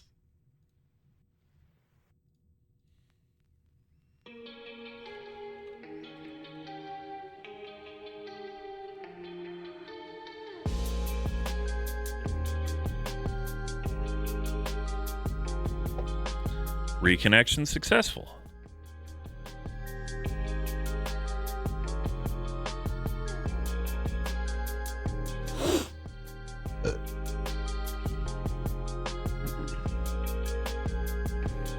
Got my bitrate turned red. I wonder why that happened.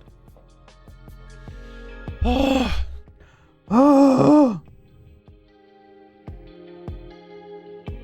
Yeah, we got a virus. I really did hack Scott's system. I went to that French website and then I clicked on viruses. You clicked on the give me virus button? Yeah.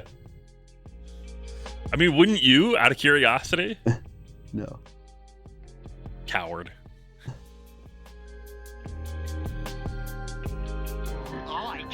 Alamo6 gifting a sub to Old Cheese Whiz. Thank you, Alamo6.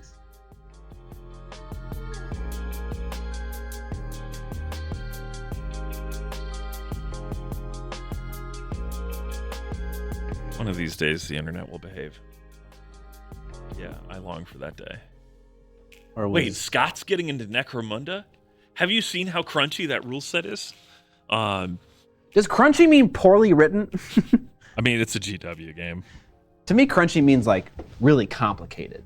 Is Necromunda like a really complicated game? Dad bod nap god? Let me know. It has a lot of niche rules, but I don't know how important all that is. Also, we have a old pro to guide us. Yes, we have a veteran who's going to let us know how to write lists and gonna guide our experience for us. I hope so. Yeah, so this is this year's Northern Conquerors type thing. Yeah. We have to come up with a good name for it. I don't know if he can beat Northern Conquerors. The name's too good. No, crunchy means a lot of rules. Gotcha. Okay. It's only a matter of time before Mark Forged or Formlabs puts an aluminum SLS printer under 100K. What is that going to do for us? Necromunda is a pile of rules taped on top of multiple other piles of rules. Okay, so it's basically Infinity. So I guess if I like Necromunda, I should be able to enjoy Infinity. Oh, okay, I got you guys. Yeah. All right, we're doing our last little highlight here using titanium white. I do think that centered material printers are the natural next evolution overall. What am I painting it for? What am I painting what for? What's your Necromunda gang? Oh, dwarves. Dwarves. I showed it off on stream a while back. I've got some 3D prints that definitely have more of a Deep Rock Galactic Roughneck kind of vibe. And I have a bunch of different dwarf parts from that. I still have yet to find a good the dwarf mech replacement because I really want that. You want a mech? Yeah, there is a dwarf mech, canonically, officially, model-wise. And I like it okay, but I also don't want to pay Forge World prices for it. And it doesn't really fit with my aesthetic. What is it? What does it cost? Let me pull it up. Skullforge, you still here? Are we doing that Night Sister thing? I didn't know. Playing a campaign makes it feel like an RPG. Okay. Infinity has some really odd activation mechanics, but pretty solid rule set. Yeah, and I'm kind of just giving it shit. Yeah, it's the robot's only $45 actually. No, that's not too bad. It's not too bad, but it doesn't really fit my aesthetic. So I do like it, but because I'm doing my alternate rest of the team, it doesn't really fit in. I could show it on stream if I was a better producer. Okay. We have a nice little blend from left to right there on his thigh where it'd be brightest. And then it gets nice and khaki and green down here where it would be darkest. There we go. This is the thing. It's cool, but it's a little bit too clunky, I think. Yeah, it definitely looks clunky.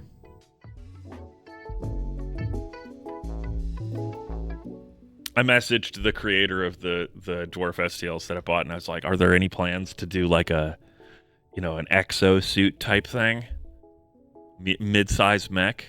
They were like, "Yeah, at some point."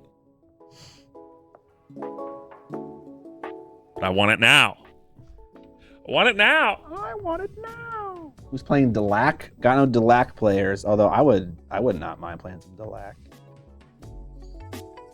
Yeah, so it's the same 6, but I believe that John is going to. We may solidify this on Sunday whether he's going to play a gang or act as kind of the DM and play multiple factions. Dan's playing Enforcers. I'm playing the Ironhead Squat Prospectors. You're playing Crawdor. The Crawfish Fisherman. Yes. Curtis is, I think, theoretically playing the chicks with mohawks. Escher. And what was Alex playing? I can't remember. think he also wanted to play the same people that Dan was playing, which is so strange. He was thinking about Enforcers, then he was going to play something else because of it. Like he was torn between the two. It's just weird that both of them want to play the same things for both Age of Sigmar and NECROMUUUUNDA. I mean, have you ever seen them in the same place at the same time? I don't know. Cawdor Best House, Religious Zealot, Fire Living Trash People. Absolutely, dude. Yeah, they're pretty cool. They're so cool. I can't wait to paint the guy with the big axe. I should be painting him right now.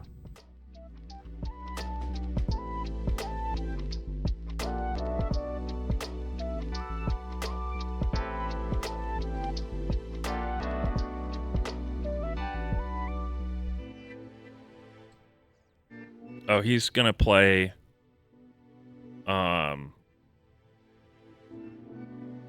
I'm gonna look up the name of this unit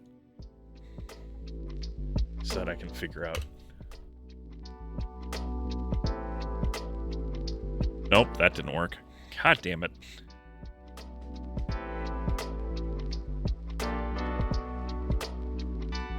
Oh, he's playing Nomads. That's right. Oh, the new ones. Yeah, the new Nomads. Okay. Because they can ride around on bugs, and that's pretty cool. The Ash Wastes dudes. Mm-hmm. Okay.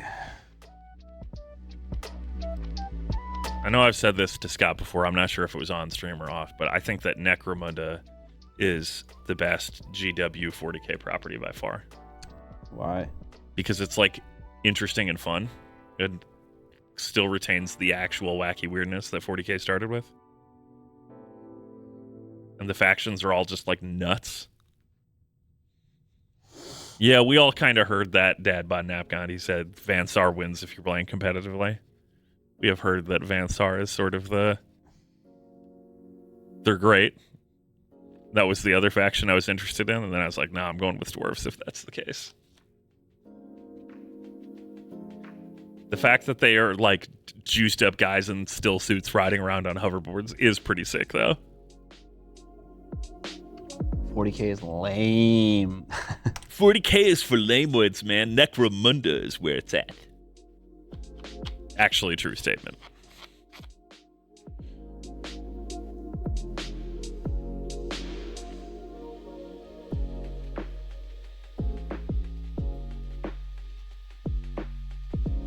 I'm playing Lawman in Combat Zone Azathoth, and I regret it every game.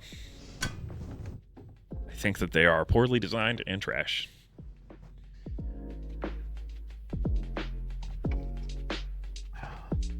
I'm having a good time with Combat Zone, but not a great time with it. I'm having a great time with Blood Bowl. Even though I think I'm at the top of the little learning league that we're doing for Cyberpunk. I am not at the top of the Blood Bowl stuff. I'm 7th out of 8. Wait, what do you mean? Are you leading in Blood Bowl or not? No, I'm 7th in Blood Bowl out of 8 players. Okay. I've had 1 draw and 1 loss. But on the other hand, the second league game that I played, I still had all 11 of my players on the pitch, and my opponent had 3 at the end of the game. Which felt like a victory, even though it was a draw. I did my job. Dwarf punch things.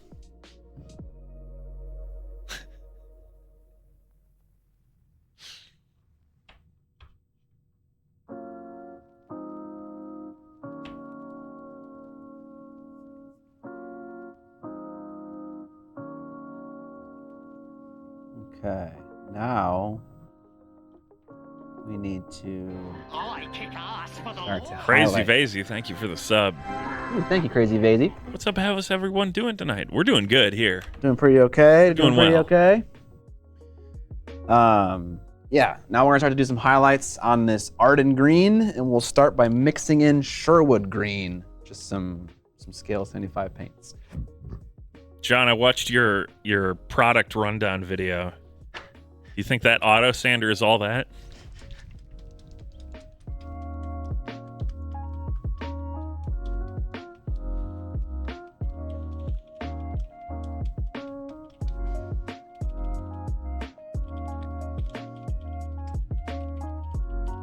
Oh, man. These fucking bottles are always clogged.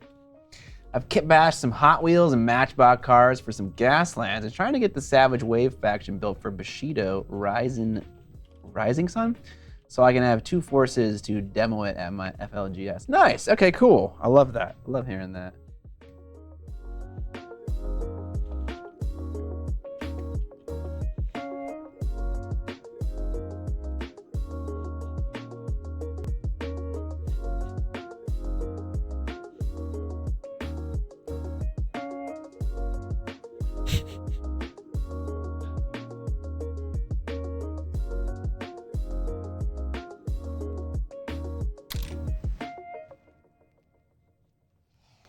All right, I got like another hour. Okay, what can I do in an hour? Man, time flies when you're just sitting around painting, I guess. I guess.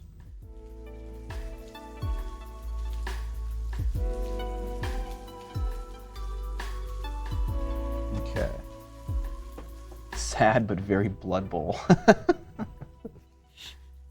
True.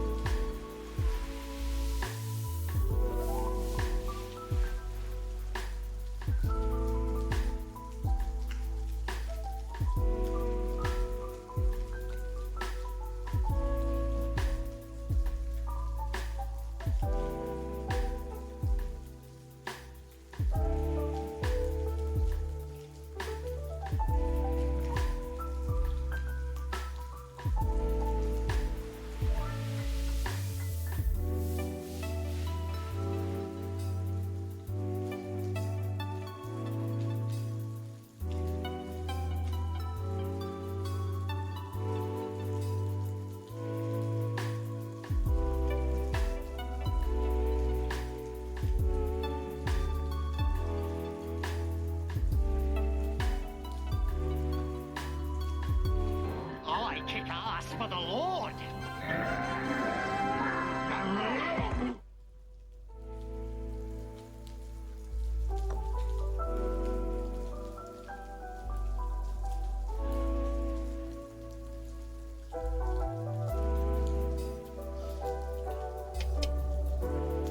Cotter also has a Master Blaster sculpt. Is that like a specific like pose? Retro Evil Inc. Thanks for the sub, appreciate it.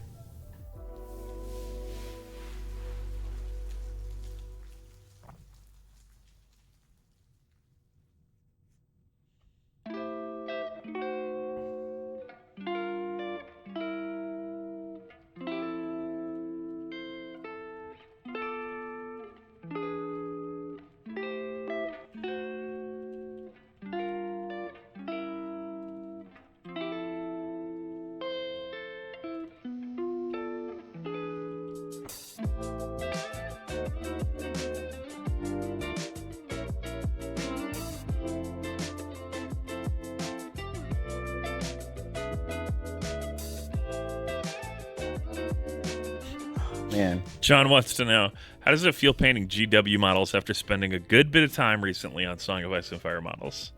I mean, there are things that are definitely nicer about them and things that are definitely not nicer about them. So like, just the front of this model has so much fucking bullshit on it. So much bullshit.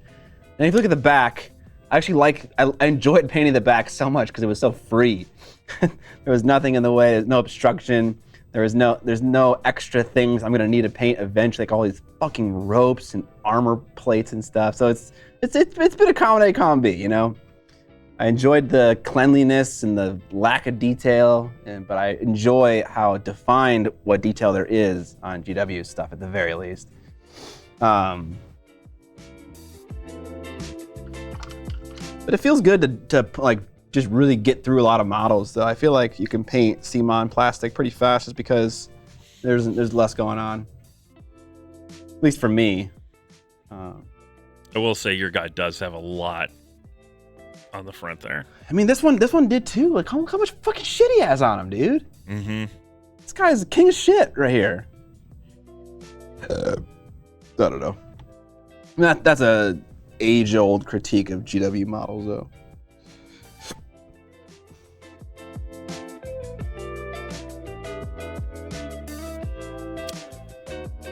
Megalodon Jaws says, sometimes I think detail gets in the way of a good experience. Definitely. 100%. Definitely.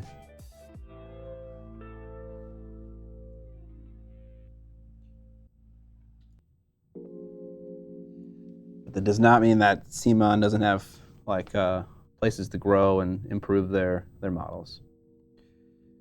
Same for GW, if I'm being totally honest. But there definitely are some banger GW models though that have the right amount of sculpted detail. I think that that dude that me and John painted for a speed paint, actually, the Chaos, the Traitor Guardsman in Blackstone, like those models are excellent. Like in terms of like what I'm describing right now, like a mixture of like sculpted detail and detail retention. They're great, great. Kind of fitting for trash scavengers. You're probably right. Aesthetically, you're probably right. What up, Lummox Beast? They charge more because they have more greebles. You mean these guys here? Yeah, so not all of them are amazing, but the ones that John and I painted are the ones that are the rightmost dudes. Like those two guys are the same sculpt. We painted that model. And You mean in the center there? These yeah, center right, yeah. the guys with the bashers? Yep, those guys. They were nice. They were nice to paint. Definitely need to put your painter hat on when looking at GW models these days. I found myself really thinking a model looked badass and then hated painting all that bullshit. Yeah, what's an example of that, John? What model have you recently painted that was kind of like, not for me, but you thought was awesome? Ask for the Lord. Nick John! Just subscribed. I've heard of that guy. He's getting, now he's not going to get that ad. I think actually that's because NOK Guardian gifted a sub to Nick John. Yes, thank you, NOK Guardian. Appreciate it. All right.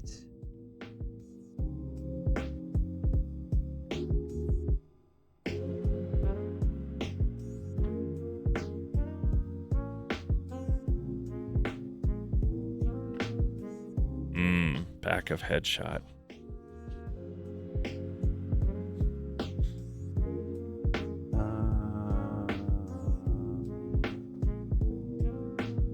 Do I just go straight into this paint? This sounds kind of crazy.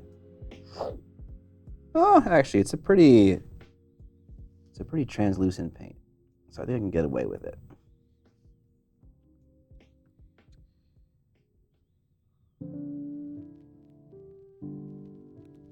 Who watched the newest podcast episode? Not me.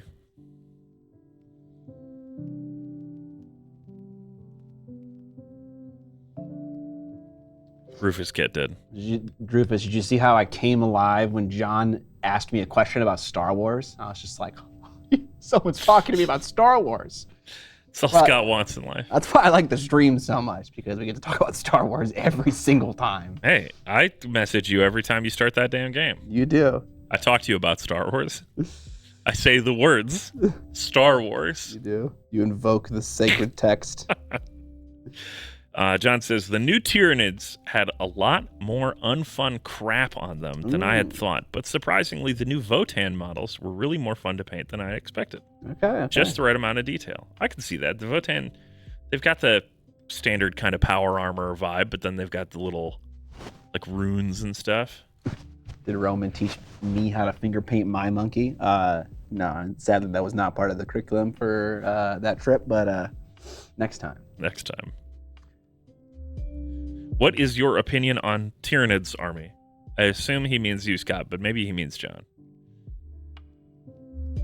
I'm generally not huge on Tyranids. Curtis likes his nids. Curtis does like nids.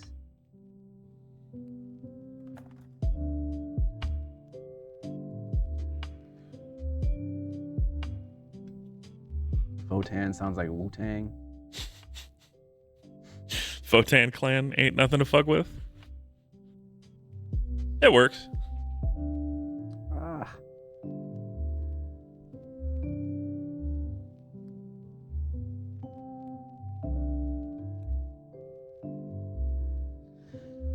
I'm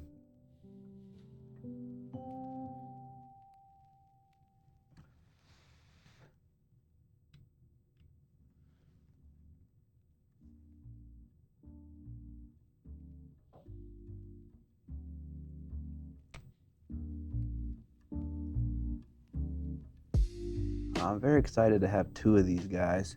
Or wonder if this one's being done painted.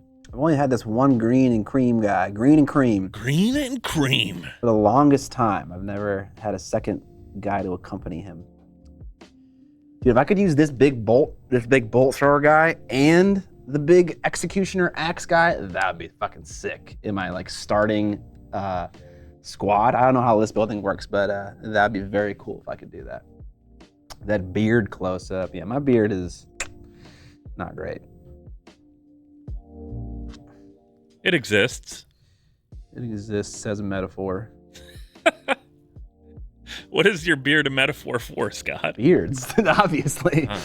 Oh, cool. The auto follow stopped auto following me. Hello. Hello.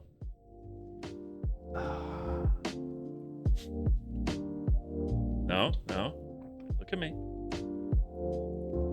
There we go. Smart camera. Stop being smart for a bit.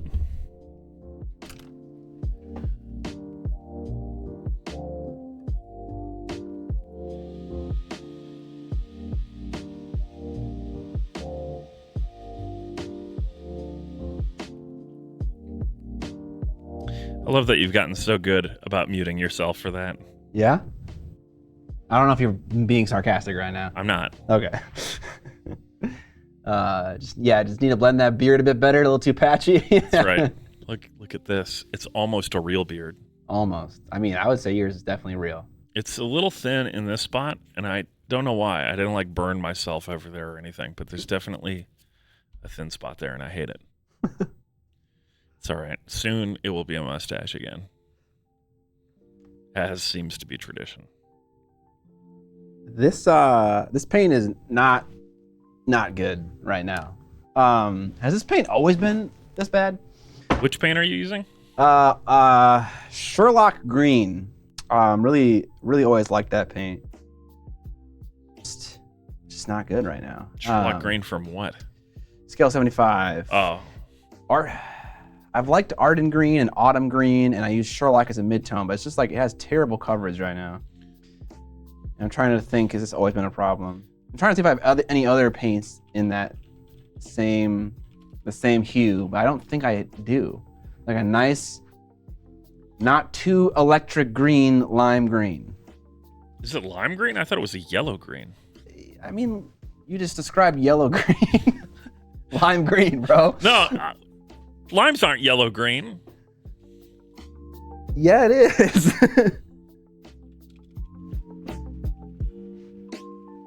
I'll have 100% gray hair before I can grow a full beard. Yeah, probably you and me both, Rufus.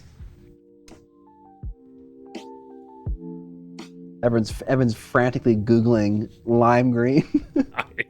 I totally am.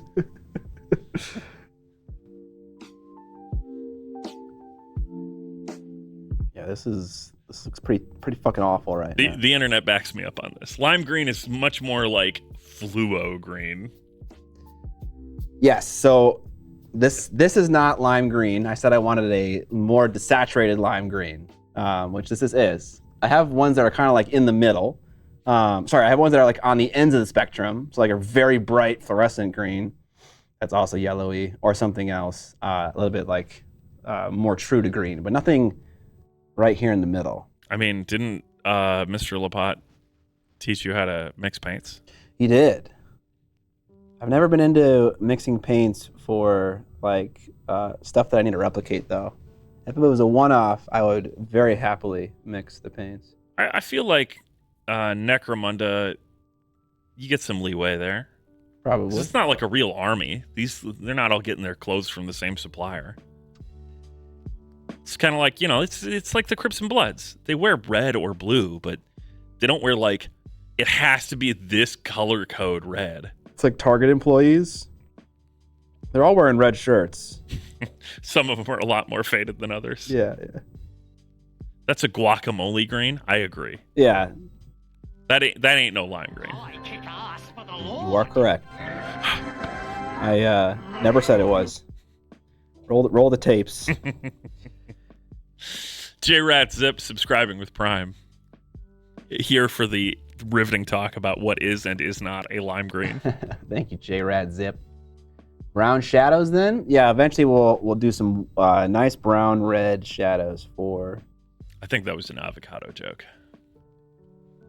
Oh, is that what was being said? I mean, we are kind of doing a brownish shadow. For what it's worth. Serendipity. Ooh, zoom in. Stay away from the Target employees with faded shirts. They have nothing left to lose.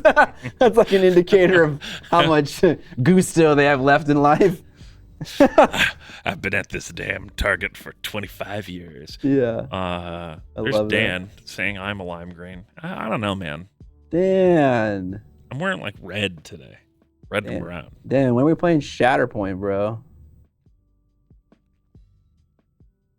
I mean, we're playing Shatterpoint a week from Thursday, right? We are. I will be here for that, by the way. My family tradition is not happening this year. Okay. Big sad. Big sad indeed.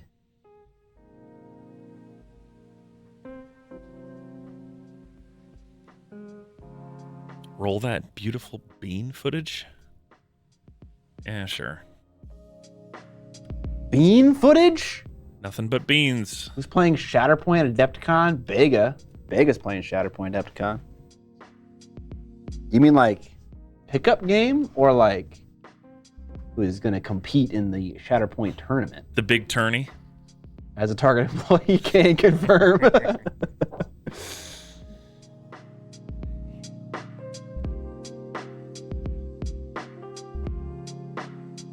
oh man. Dan says, Sunday we are learning Necromunda, eating dinner, then Shatterpoint. I almost said eating Necromunda, learning dinner, and then Shatterpoint, which also sounds good. Yeah. Just go to John's place and just start eating his Necromunda terrain. Why are you doing this?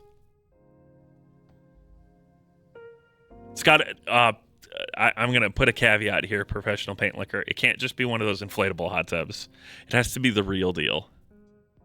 If you want a hot tub stream, you got to figure out not only how to afford like a, $5,000 brand new hot tub, but also how to get it through the door. Of The Office? Yeah. Someone buys us a real hot tub. That'd be pretty sick. The gaming set was good while it lasted, but this is a spa now.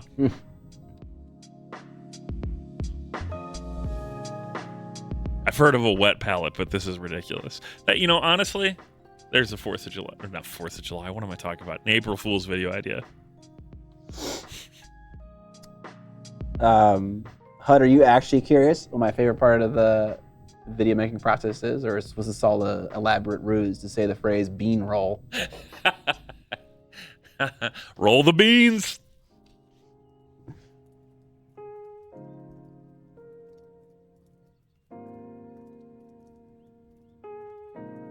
I'm getting a lot of dusty, crusty, scale 75 is too mad of a paint range vibe when I am trying to build up these highlights, which means I have to just keep like plowing into this green. I think I jumped too quickly. When I did the white, I did 2 transitions before I went to my brightest highlight, and here I only did 1, so I might have maybe gone a little bit too fast. Don't need a hot tub to be topless on Twitch anymore.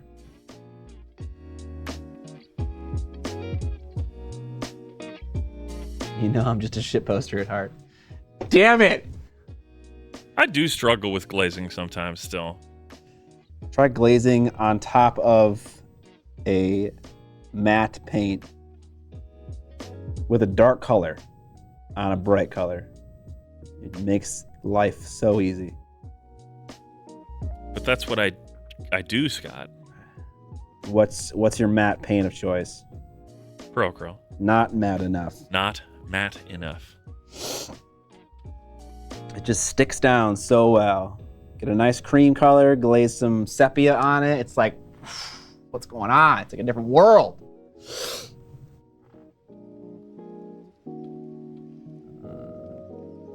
Not bad enough. You all see the beans in a computer video? What the fuck?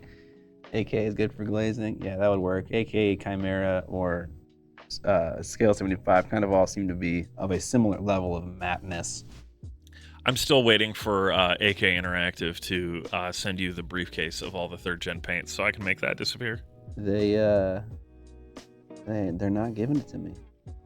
Although I suppose I could ask for it.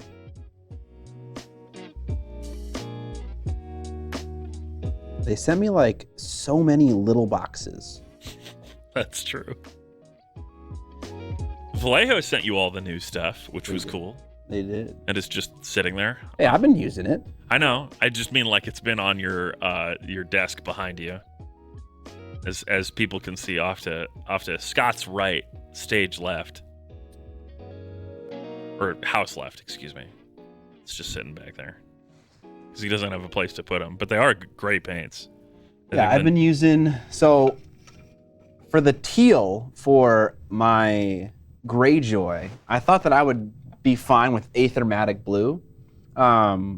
But it did not work out. It was not a good paint. It doesn't cover well enough. But there was a teal that I think is actually over in the B-roll room right now. Because I was using it for the video that I'm working on right now. That really stains the surface super nicely and also washes really nicely as well. And so I was using that one, the Vallejo Express paint. Everything become Aethermatic blue. Don Giovanni. Thread the needle? God, please do not. Yes, this one. I think it's just called turquoise. No, it's called Caribbean turquoise. This one really did a good job on nailing the kind of teal that I had for my archers, for my test model archer. Dan absolutely livid at this Aethermatic blue slander. Is Necromunda a good game? I'll let you know in a couple months. Pretty much. Don't know yet, but will soon, hopefully. Come on. Come on. Hello. Don't know what you're following. Look at me. Now look at me. You just stumbled into an Old Spice commercial. Look at me. Look at your mini. Now look at me again.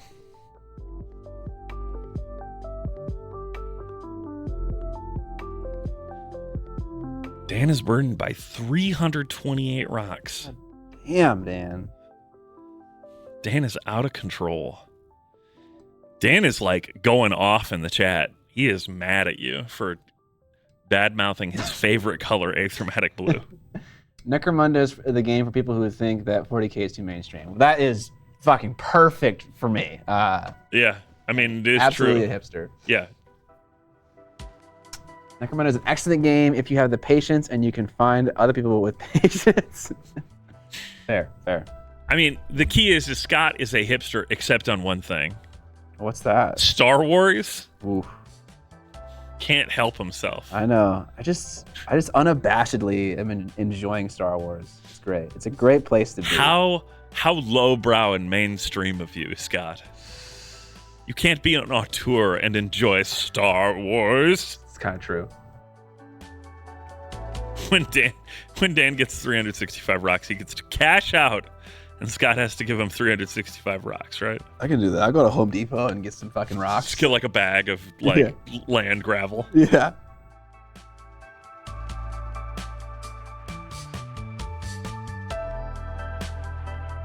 They make him a Geodude? Probably, yeah. Dan is the Geodude. 40k ruined Star Wars for me? How so? I think they can coexist. You know, I would say the opposite. I feel like Star Wars ruins 40k for me. If if Star Wars didn't have like 3 movies that are insanely popular that everyone remembers them for, I think maybe, well, I don't know what I'm about to say. Scratch all that. Scott was about to say something either wrong or controversial.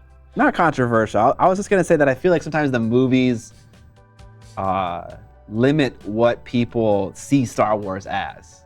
Because like I think a lot of people's issue with Star Wars is that it's just like, you know, whatever. It's these three original movies, and that's all it is and all it ever will be. But like if you, I know, I mean, like, just like with 40K, if you read the Horus Heresy, if you read Black Library books, if you read comic books, if you play the video games, you get exposed to such a larger version of Star Wars that's so interesting and fun. A larger version of 40K, you mean? No, Star Wars, if you read the comics. So what I'm saying is that it could be just as cool as 40K can be if you give it time of day, if you give it 40K. Of course, I'm assuming... But you're assuming that you think that those things are good in the broader 40K universe when really... Of course they're good. Nah, all that 40K is Space Marines. And For the Emperor and orcs yelling, and all that other stuff is just nonsense. I can't get into stories about good guys and bad guys anymore. See, that's funny because as someone who's not super into the lore of 40K, that's the way I view 40K. Like I view Space Marines and the Emperor as the good guys, and Chaos Space Marines and demons as the bad guys, and you know Xenos in general. It's very black and white. That is what I would regard as the incorrect take. Space Marines are definitely not the good guys. Fucking of course they are, dude. No way, dude. Okay. Bloodthirsty, xenophobic, fascist oppressor class. Yeah, you sound like every fucking Space Marine fanboy I know right now. Kind of the opposite. I definitely think that 40K is expressly a no good guys. There are zero good guys in 40K lore. I think you only really discover that once you start to like get a little deeper into the lore. Nah, it all seems pretty surface level for me. Human equal good, simple as. Yeah, fair enough. We're all actually xeno-terrorists. Human equals good, simple as. Chaos actually is just objectively good. Yeah. Anyways, that's basically the point that I'm making, is that both IPs can be really interesting and fun once you, and this is the hipster in me speaking, once you really get past like the poster childs that both companies put in front of your face all the time. Okay, but Scott, what kind of jam can't be eaten? Okay. So you got jelly. Do I think of different ways to say the word jam? Preserves. Gelatin. I give up. What kind? A traffic jam. I mean, that's not clever though. Because eating has nothing to do with traffic jams. Space jam, toe jam. You fucking. You definitely can eat toe jam. Yeah. I do not recommend it, but you could. Mike Genie with the right take? What's Mike Genie's take? Space Marine heroes, champions of humanity. Star Wars apologist. That's True. me. That's me. True. I'm a Star Wars apologist. Sad but true. Pearl Jam. You could definitely eat Pearl Jam. You might get charged with murder, but it is theoretically possible.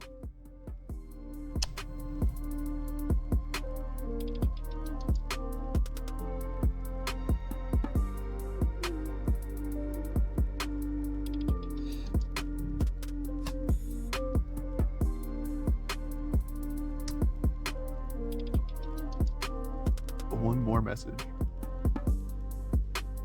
I think I lost it. The message that he is referring to is there are no good guys except GW 100% markets them as the good guys. They market them as the protagonists, is what I would say there. There's a difference between protagonist and good guy. Can we look at the definition of protagonist? Sure, absolutely. I'm curious what it is. The protagonist, the leading character or one of the major characters in a drama, movie, novel, or other fictional text. The main figure or one of the most prominent figures in a real situation. What is an antagonist? Someone that opposes the protagonist. But I can pull that up. Antagonist, a person who actively opposes or is hostile to someone or something, an adversary. Interesting. In story terms, it's going to be someone that opposes the protagonist. Protagonist doesn't have anything to do with good or bad. There are plenty of novels written from the perspective of a very clearly evil character. Wait, so Chaos And they Space Marines are the protagonists? If the book is written from their point of view, right? Also, point of view is important? Yeah, protagonist is a statement that comes down to whose viewpoint you're taking in like a novel or movie, right? So like Scott Pilgrim, not necessarily a good guy, at least at the start of the movie, right? Not a bad guy, but not a good guy. He's just kind of a guy, but he is definitely the protagonist because you're in his seat, taking his point of view throughout the story. He is the main character. See, I told you that chaos was good.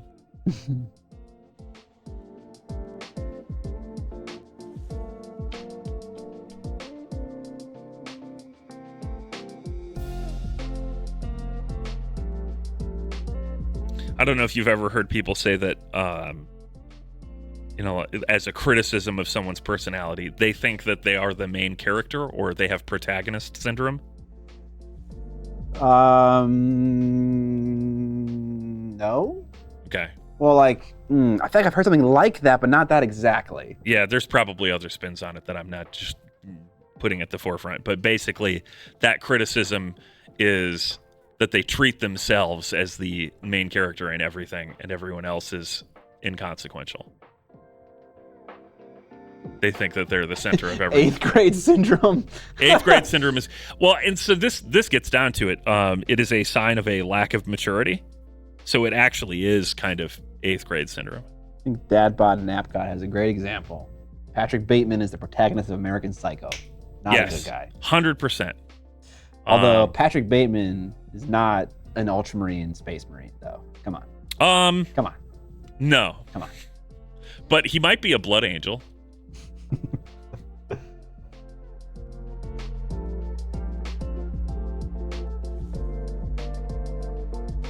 He's not the good guy. I mean, part of the social commentary of American Psycho is that someone like him could blend into that part of 80s culture so not easily, but like passively. He doesn't have to do anything to blend in. He's just part of that culture. He is basically Sigvald. From what I know, that actually sounds pretty true. Sigvald, I believe, is affiliated with Chaos Space Marines. He is. But he's like the extra super beautiful guy who's very kind of self-obsessed and destructive. Yes. And most notably, not a loyalist Space Marine. Which can only mean... The difference between loyalist Space Marines and Chaos Space Marines is some of them have spikes on their armor. Yeah. Some of them weren't a fan of the Emperor. None of them know the Emperor. None of them actually know what they're fighting for anymore. They just fight. Do we think more people in the hobby read the novels where it's more apparent that Space Marines / the Imperium are bad people? Absolutely not. No, the vast majority of people who play 40K, their awareness of the lore begins and ends with watching something like Loot and HD videos. I think that those books actually do not get read very much relative to the amount of people that play or are interested in 40K. That's the important comment that you just said. Relative to the number of people engaging in GW's IP, right? I also agree. No way of knowing, but I think it's a small subset as well. I think that in the same way that there's a substantial portion of people that on surveys will claim that they watch PBS even though they don't, for clout. There are likely a substantial portion of people who either claim to have read the books and have not, or buy the books and don't read them. The Hobby Daddy. I hate that I know so much Warhammer lore. Woof. All characters we follow in 40K are killers. Yeah, that's true. Does being a killer make you a bad guy? Ooh, now we're getting fucking into it. I think if you want to answer that question, you have to answer the, another question is war ever justifiable? You know, is killing ever justifiable? Yes. I think true pacifism is a very entitled position to take, and relies on acting morally superior while someone else takes care of the problem. No comment. No comment. I am willing to take that stance. I think it's admirable to engage in pacifism as much as possible, but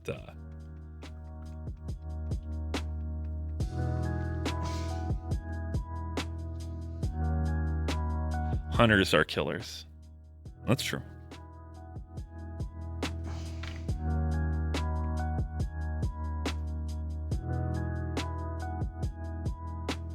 The 40K show may not come to reality based on rumors that the contracts don't favor GW. Wait, oh yeah, because I saw something about fucking Henry Cavill in Amazon, but I thought it was a movie. I didn't think it was something else.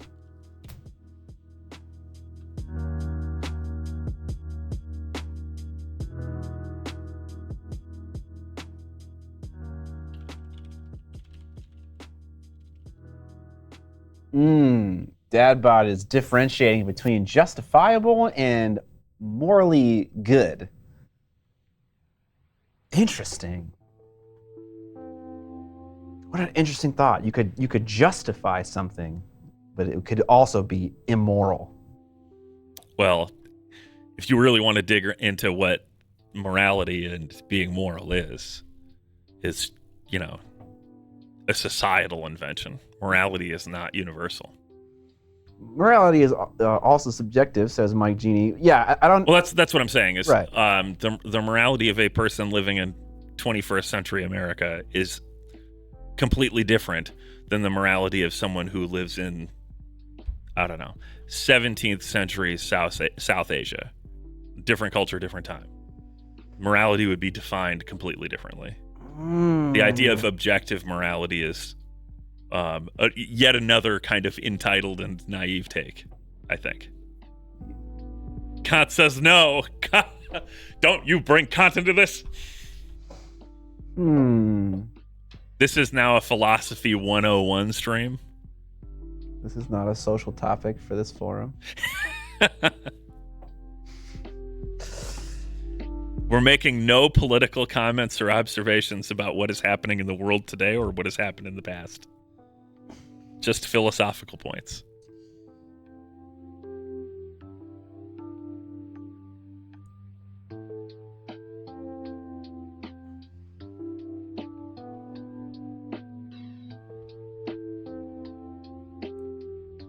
Man, this autumn green is so much brighter than Sherlock green. It's crazy. We're gonna need to do a little transitional step here. You can actually see how much of a weak ass color Sherlock green is, because when I mix less autumn green into the Sherlock green, it brightens up so much. You need to mix in so much Sherlock green to get it closer to Sherlock. That's interesting.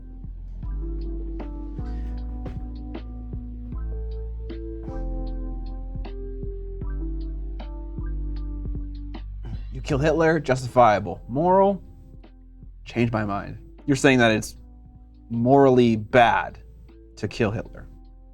I think he's saying it's both justifiable and moral from that phrasing. Okay.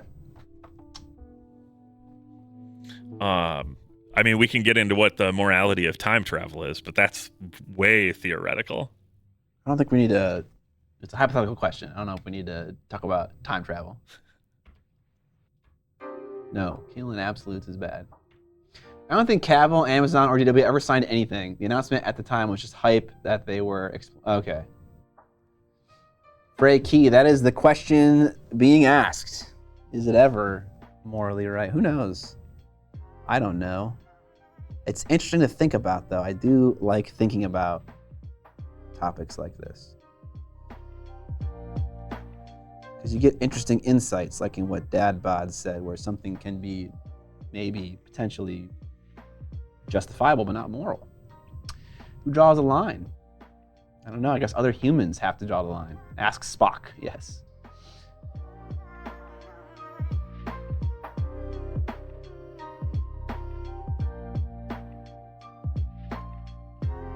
These greens are rad. Thank you, Cornflake Justice. The blends are a little trash. That's okay. I think I'm now discovering how I rescued the Sherlock green because it wasn't my last highlight. I actually went beyond. I went quite a bit brighter. Maybe not that much brighter. Definitely darker with that glaze that I mentioned prior. Yeah, once you start glazing in those browns and sepias, you'll get some tasty contrast. Yeah, I definitely need to go brighter. That's what I'm doing right now. But, interesting. Morality is pretty subjective anyways. I don't see any news stories about... Cavill and Amazon and stuff? Yeah. Okay. I saw a YouTube video saying, that came out 12 hours ago, that's like, it's not going to happen, but it's like some channel I've never heard of, and it has like 2,000 views. So I don't know anything about it. Do you know what the channel is? What the channel I just was looking at? Yeah, was it? I'm just curious. Simply Warhammer. Okay. Don't know if there's a reliable source at all.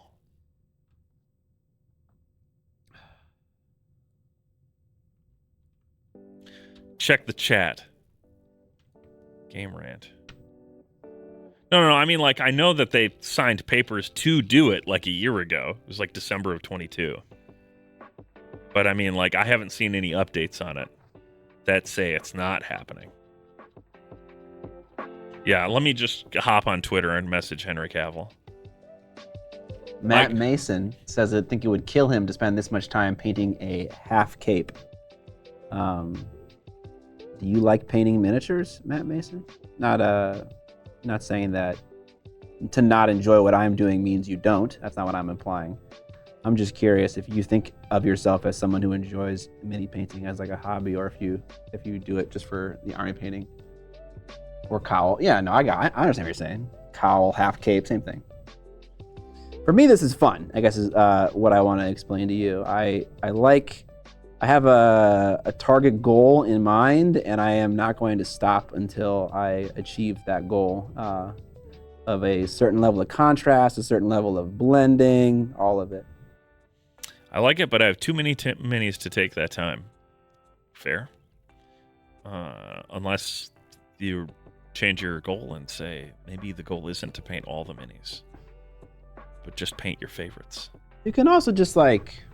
I don't know. You don't have to paint everything this nicely. Some things can be painted nicer. Some things not have to be painted as nicely. And that's how I like to operate sometimes. Yeah, and for our Necromunda gangs, since we only have to paint a very limited number of figures, it doesn't feel that bad to take some extra time on them. Yeah. Unlike the Sonic of Ice and Fire stuff, where it's like, oh, I've got to paint a minimum of 48 guys plus heroes. Yeah. But it would. I want to buy some of the minis just for painting, but it would be cool if the game was also good. For the Batman miniatures game? Yeah, I think it's pretty good. I think it's a pretty good game. I think there's a demo of it on the VOD channel. If you want to check that out. That's pretty dang good. You're playing against Stefan on the 21st, right? Yes. So the guy who did that demo is going to be on stream in a week and a half. And he is the one who runs our local Batman miniatures game setup, night, whatever, at the source. And he's like a well-known figure in the Batman miniatures game community globally. Yeah. So I think it depends. Some people like that game. I think the other thing is, are you going to find people to play with? Yeah, that's always the key question on something like that. Like, you can definitely like be the person and run nights and teach the game and stuff like that. I think the game is definitely like worth that level of effort. But do you want to do that? I do think that the sales that I've seen on that starter box, the most recent one, the red one, if you're interested in it, it's probably worth picking up. Some of the minis in there are pretty amazing, and it comes with a good amount of them, and it comes with 2 forces. Ash is asking me if I've seen Quest for Fire. I'm pretty sure Quest for Fire is a movie that is on my watch list, and I haven't watched it yet. Yep, on the watch list, haven't watched it yet. It's a French film. Okay. The OG Naked and Afraid. That was the top review of this movie. Love it. No, I haven't seen it yet.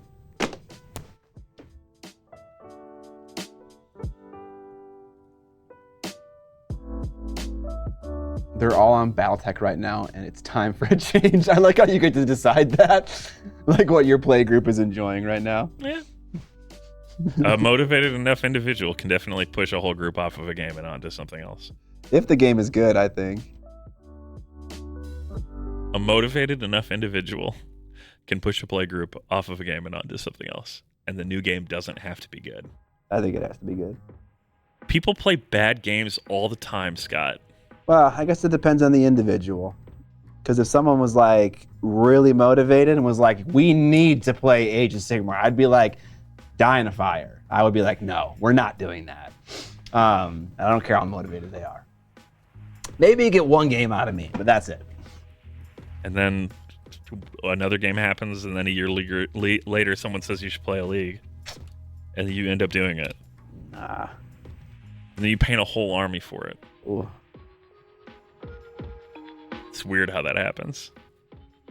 Because I feel like that was the exact response you would have given before we did Northern Conquerors. Yeah, but like I'm the one that made the thing happen. Me and Dan made the league happen. It wasn't some other motivated individual like encouraging me. Well, I don't know. There were some outside parties that encouraged you, I thought. I'm trying to think here. I mean, I don't know. I said why we did the league in the video. It was to have an exciting, big, large fantasy war game and have a fully painted army for it. And I've done that. That is true. And now we're on to greener pastures. Azathoth says, tons of people play 40K, and this Evan is right about people playing bad games. Your subjective experience about what a bad game is and is not may vary, but ultimately we are all going to agree that there are plenty of people playing games that are pretty bad. All right, let's get some of this brown red out, some of this red leather. I played my first AOS game with the New Cities book last night. So much to remember. I think Zato-san is right. We don't play 40K for the system, we play it for the setting. I mean, you can play it for whatever you want to play it for, but that's definitely a valid thing to enjoy from the game, is the setting, the models. The thing is you can have the setting and the models and you don't have to use their rules. You could just as easily play OPR. Yeah, but that's harder. Is it? Yeah. I Okay. think it's a little bit harder. Shoot, what else was I gonna say? There was something I was gonna say. Fuck. I short-circuited your brain. You did. We're gonna do some glazing now, this brown red. Get some nice shadows going here. Some nice warm shadows to contrast the green. I can't remember what color I used, whether it was red leather or brown leather. They're both kind of warm, but brown leather is a bit darker and more brown, less red. But I think this will work. We'll do some glazing. That's way too diluted. Let's mix some more paint in there. And then we will try again. Not gonna see much over there.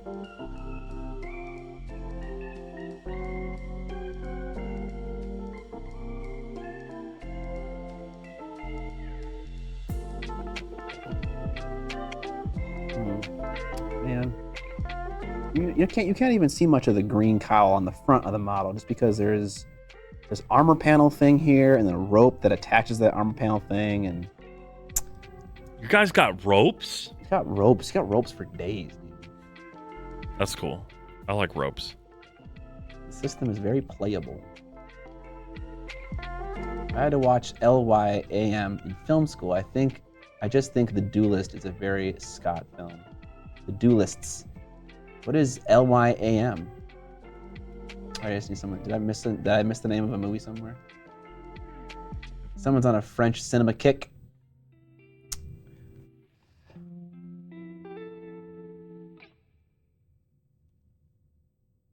Lions yonder and men. Lions yonder. At men or and men? Sure. I'm sorry if you hate the rules. Don't. Last year at Marienbad. Okay.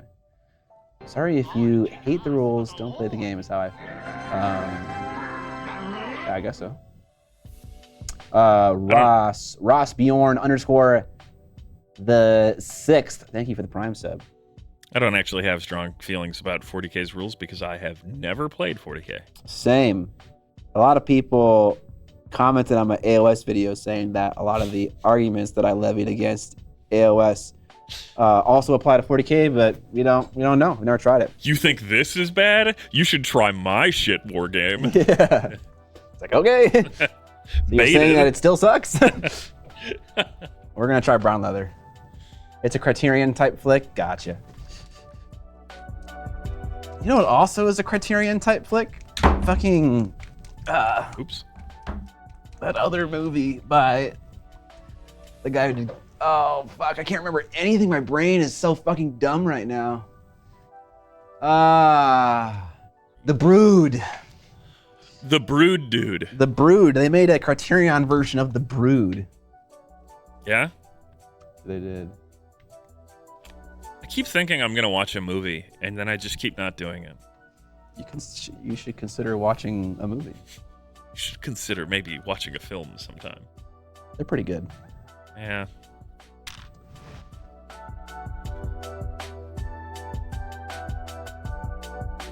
I keep getting tempted, and then I just give up at the last second, and instead do nothing. Scott gave it 4 stars. Must have liked it. That means it was better than Citizen Kane. I liked it more than Citizen Kane. Oh, did we just F? No, it's just my chat died. Okay, cool.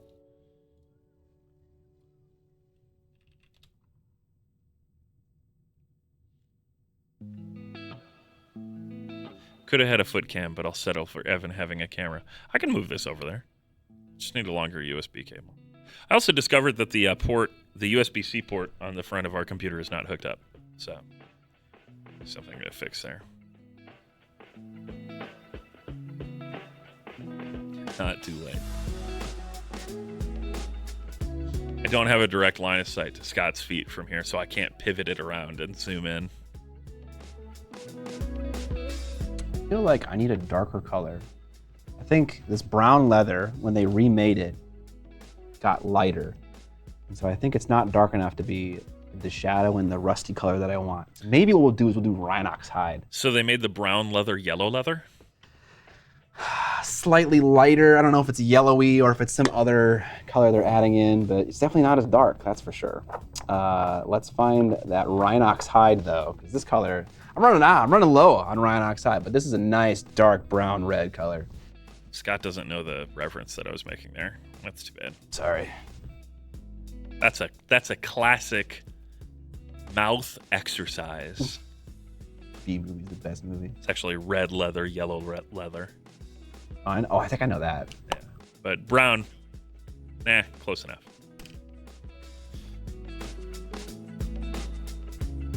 It's a lot easier when you type it out, Flapjack Nickelsack. Oh yeah, that's gonna work. That's gonna work for us, bud. Oh, it's so dark. Yeah, it's definitely gonna work. I can tell from this. Mm-hmm. I mean, you can kind of see it. Yeah, the color is kind of bright. Yeah, that one is way darker than that one. Whole red also might have been okay, but that's even more red than this one we're using right now. Whole red is quite red. All right. Let's see what we got here. I did quite a bit of the brown in that one spot. We're jamming today. Jamming? Jamming. We be jamming, man. The Stingle, man. Where my enemies be hiding? Anyone know that? Chat agrees. Scott picked wrong. Scott chose poorly. Poorly.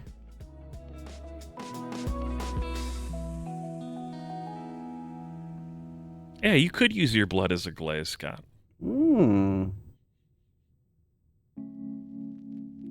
Have you tried out Moonbreaker, either the game or mini painting? No. I don't even know what Moonbreaker is. Same. I know what Moonraker is. Oh. It is the best James Bond movie. Oh, I don't know about that. Are we gonna get into ranking James Bond actors, dude? Because it definitely ain't that guy. You don't like Roger Moore? No. What the fuck? I think I don't like Roger Moore because he's got blonde hair and not black hair. And I just feel like all Bonds need to have black hair. That's just me being ridiculous. Moonbreaker is a turn-based strategy video game. Is this it? It says video game right here. Thank you, Chew Paints. The characters in the game are reminiscent of miniatures from tabletop games. Okay. We're getting there. Did they make a board game out of the video game? Okay, hang on. Yeah, but it has set of tools for mini painting too. Oh, you paint the minis virtually. Okay, I need to look at this. Hang on. All right. Miniature painting gameplay video from IGN. Interesting. Well, that's really loud.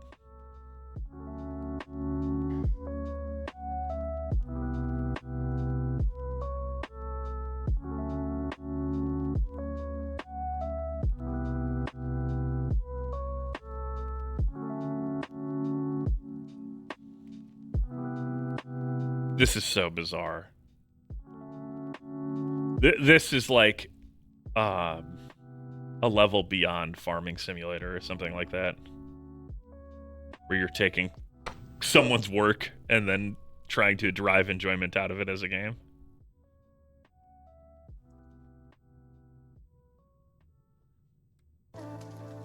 Brandon Sanderson writes the plot. All right, I'm in. Brando Sando. That's right.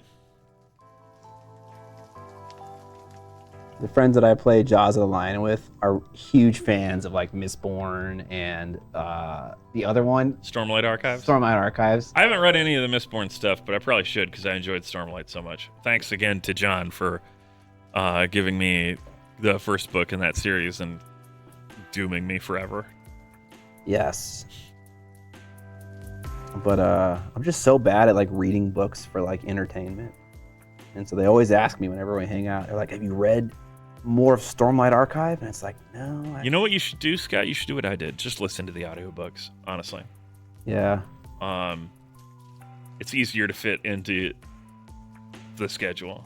The schedule. Because I read the book itself about halfway through, and then I was like, this was around Adepticon last year, actually. Okay. And then on the drive there, I was like, well, I'm driving solo. I might as well have something to listen to. I just bought the audiobook for the first book. And I'll listen to it the whole way there and part of the way back. And that worked. Audiobooks like good foreign men. That's right. Men don't read. Real men don't read.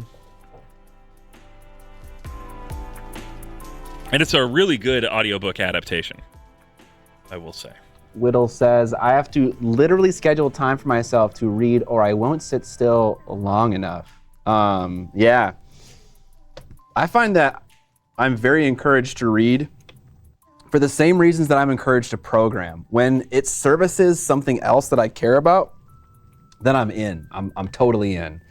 So like the last 3 books I read in the last 2 months, which is like, that's like more books than I've ever read in a year in like a long time, okay? Like not including like graphic novels and stuff. I did it for board game design because I was like that was servicing a need. Same thing with programming. Like I'm very into programming when it like services like a home theater need or like a home automation need or like for the Discord or something like that. Or like when we were setting up these tablets, I learned a little bit of auto hotkey script so that I could make a little script to launch some shit for the tablets for like the chat. And it's like the only thing that reliably works on them is opening the program. So then they're just useless. Yeah. I envision my own fanfic of Blade where the vampire he hunts and stakes through the heart are people who only listen to audiobooks. Say that they read. Hey, I do read. I just don't read books anymore. I read a lot online. That's awesome. I know that Scott's probably hyped for that Blade game that's going to come out in like 3 years or something. Yeah, dude, definitely. Arcane Leon making it. They made a bunch of good games. I've never played Dishonored, so I have no idea like what kind of games they make. It's in the genre that is called immersive sim, and that genre spans stuff like Thief to Dishonored. It just means that it's like a more methodical first-person game. Prey. Look like what's the combat look like though? That's really all I care about. Good but very fast. As in like it's over quickly. Either you lose or you win. Okay. Let the record say that I have nothing against listening to audiobooks, but it's not reading. It uses an entirely different part of the brain. It uses the language center of your brain, John. Just because it doesn't use the visual center doesn't mean it doesn't use the language center. So there's some overlap in this Venn diagram. I do not know. I have no idea. You're committing words to memory based off of an experience from one of your sensory organs. Because if we're gonna, yeah, exactly. If we're gonna get really uptight, as Rufus Kid says, what does it matter what part of your brain it uses? If we're gonna get really uptight that you have to read via your eyes, then reading with Braille is also not reading, which I think a lot of people will take issue with, because that's reading with your fingers. That's not reading then. Okay. Wow, we spent a lot of time painting the back of this model. Hey, you know, someone's gonna be looking at it all the time. Yeah, me probably. Mostly me. No mercy, Dan. You know what? Let's just for this little loincloth part down here, because there's not much time left, I'm just gonna get a different paint, even though it's a different paint for the mid-tone. It seems like the other two paints work great, the shadow and the highlight, but this middle one is sucking dick. Let's try out this one. Oh, let's go to the paint rack cam. Yeah, good luck. There's no lens. I turned around to see if it would work, but there's no fucking lens. There's no lens and the camera's off, I'm pretty sure. Yeah, it definitely is off, yeah. I kick ass for the Clockwork Taco just subscribed Clockwork Taco. for that sweet painting cam shot. All right, so I got this super ancient GW paint called Camo Green. This one is damn close, but I'm pretty sure it's not usable. I mean, there's some. It looks kind of lumpy in there, I'm not gonna lie. This is resurrectable. I agree. Well, I've seen like completely like dry packs of pigment in a GW bottle be resurrected, so. Okay. Here's where we're at. That looks like baby puke. Yeah, that's actually a pretty good description. Here's where we're at. You see, we're getting some squish. Ooh. Oh. I mean, this is usable. I mean, yeah, if you add some like medium in there and throw it in a vortex for a while. I think we should be able to get away with just some water. Oh. God, it looks so bad. I could do without the grunting as Scott probes the pot. This is fine. Use the other end of a brush and a drop of flow improvement and medium. Yeah, I mean, like we could do this the right way, or Clockwork Taco. Thanks for the Prime sub. The animals will be looking at the back when they're all face down. What are you suggesting, Dan? That you're gonna kill my men? Dan, I'm gonna destroy you every single time we meet on the fields of NECROMUUUUUNDA. I'd be careful about what you promise, Scott, because from what Dan says and what I've heard, the Enforcers start off like as the best gang, or maybe the second best gang. Dan, I will fucking destroy you. My dice will roll better than yours. I mean, I'm gonna win all of my early games too, obviously. Yeah. Because I'm just going to take that big mech, and then I'm going to just choose not to lose any guys, even though I've only got like 5 on the field, so I'm like way down on bottle checks right away. Yeah, I'm just going to like try to like ranged kill like 2 of your dudes, and you're just going to immediately start breaking. It's going to be good. Enforcers will fuck up your garbage men. I love the idea that Cawdor are fucking garbage men from the future. I mean, they do kind of have an aesthetic of, wow, check out this thing I found. Oh my god, I love it. Dude, I can totally shoot this out of my crossbow. It'll be awesome. Oh my god, dude. I can't wait to see if he owns up to that fucking destroy you promise.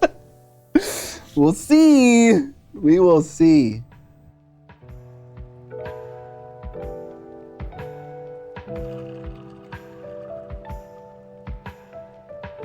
Oh yeah, the paint immersion blender.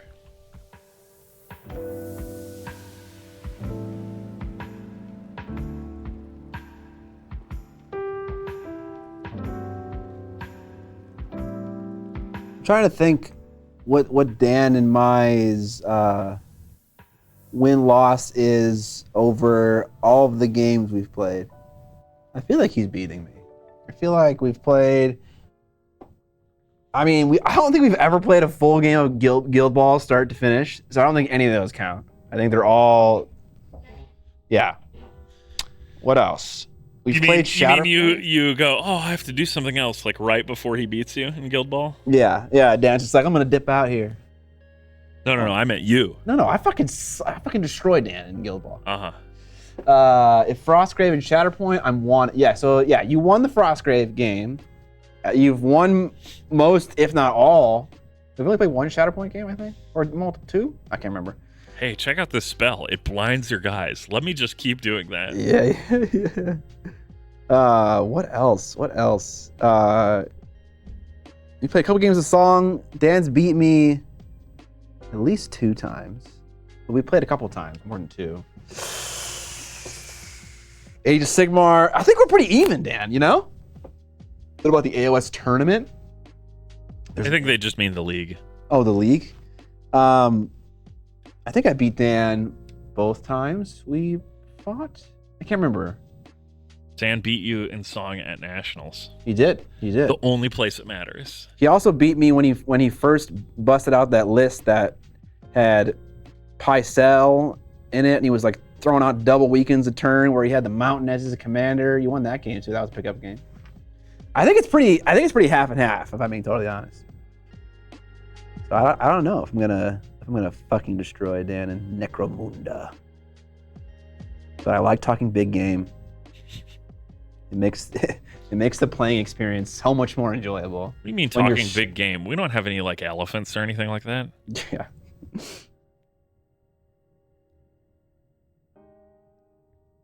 Also, this paint is markedly better than the scale 75 equivalent. And it's like ancient. That's very impressive. Yeah. Maybe all you needed was that extra bit of thickness to the pigment. Yeah. Yeah, I mean, you guys should definitely play AOS again now that Dan has his new army as well. Sure. Well, no. You almost got me. He said yes. He said yes initially. That's how easy it is, chat. All right. That's going to be it for Cawdor Guy. We finished up the 2, what I think are the main elements of the keep model. that on Panicam. I'm going to get a little bit closer and then autofocus. There we go. Focus. Got that cream done, got that green done. And now, oh man, now it's just a bunch of bullshit. Truly, like, All of the rest of this model, other than maybe like the hooded head thing, which I believe I did, on this guy I did a split. I did split green and brown, but there isn't an obvious split down the middle. I could freehand it. I have some brown elements to paint in, like this padded thing on his thigh. Maybe his shirt that sneaks down here, I'll do brown as well. All of these armor panel things I painted very boringly as just black with some edge highlighting on the details. Same with like all the straps and ropes and stuff. But yeah, the rest of this is just kind of all BS, which is sad. Is what it is. Yep. I do love that pose that he's actually loading the bow. It is cool. Kind of reminds me of that the one guy from that is it Venetian game where like he's using a child as like the bipod for his crossbow. Yeah, the one from what's the company? TTC? Yes. Watch out for the cav on the counter charge. It will delete whatever it's pointed at. Oh, we're talking about AOS now, eh? We're talking about Carnival, right? Carnival. Where are them at? Though now my free guild cav hits like Blood Knights. Oh, that's concerning. Do they heal as much as Blood Knights though? The new cities looks like they're out of the Jabberwocky film and have the fight and have to fight the urge to buy it all. Oh, I see what you're saying. I got you. All right, we're done. Finished up the green and the cream. Then I have a bunch of BS for the next painting stream. Nice, that rhymed. That was a triple rhyme. The green and the cream for the next painting stream. They can hit way harder than Blood Knights. Sag. Normal humies hitting just as hard as my vampire bros. They should hit harder because they're humans, so they're the good guys. Yes. Hey, no one said that. That's how it works, Scott. That's what we established before. Okay.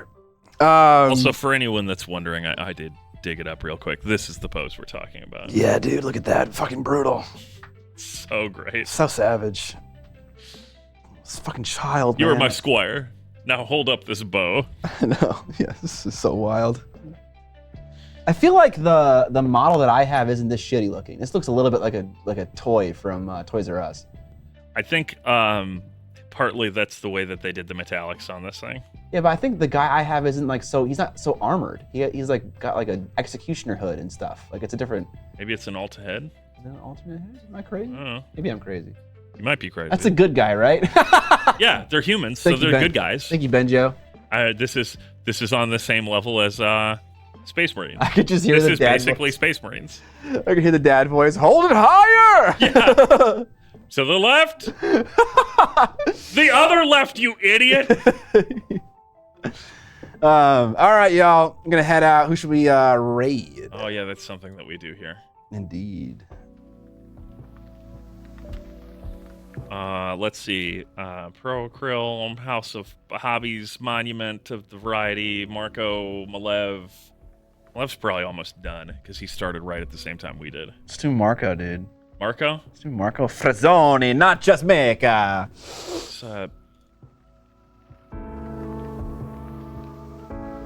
okay. Marco Polo. Nice. All right, we're gonna head out, y'all. You got that all ready to go, Evan? Of course I do.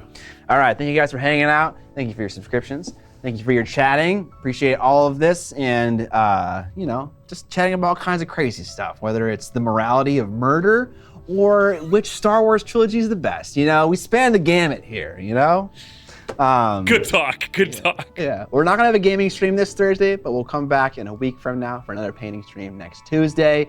So see you then. For now, enjoy Marco Frazzoni. He's a lovely hobbyist. He's a lovely painter, and he also is a lovely YouTuber as well. So make sure to check him out. Send him some love. But until then, guys, see you later. Peace.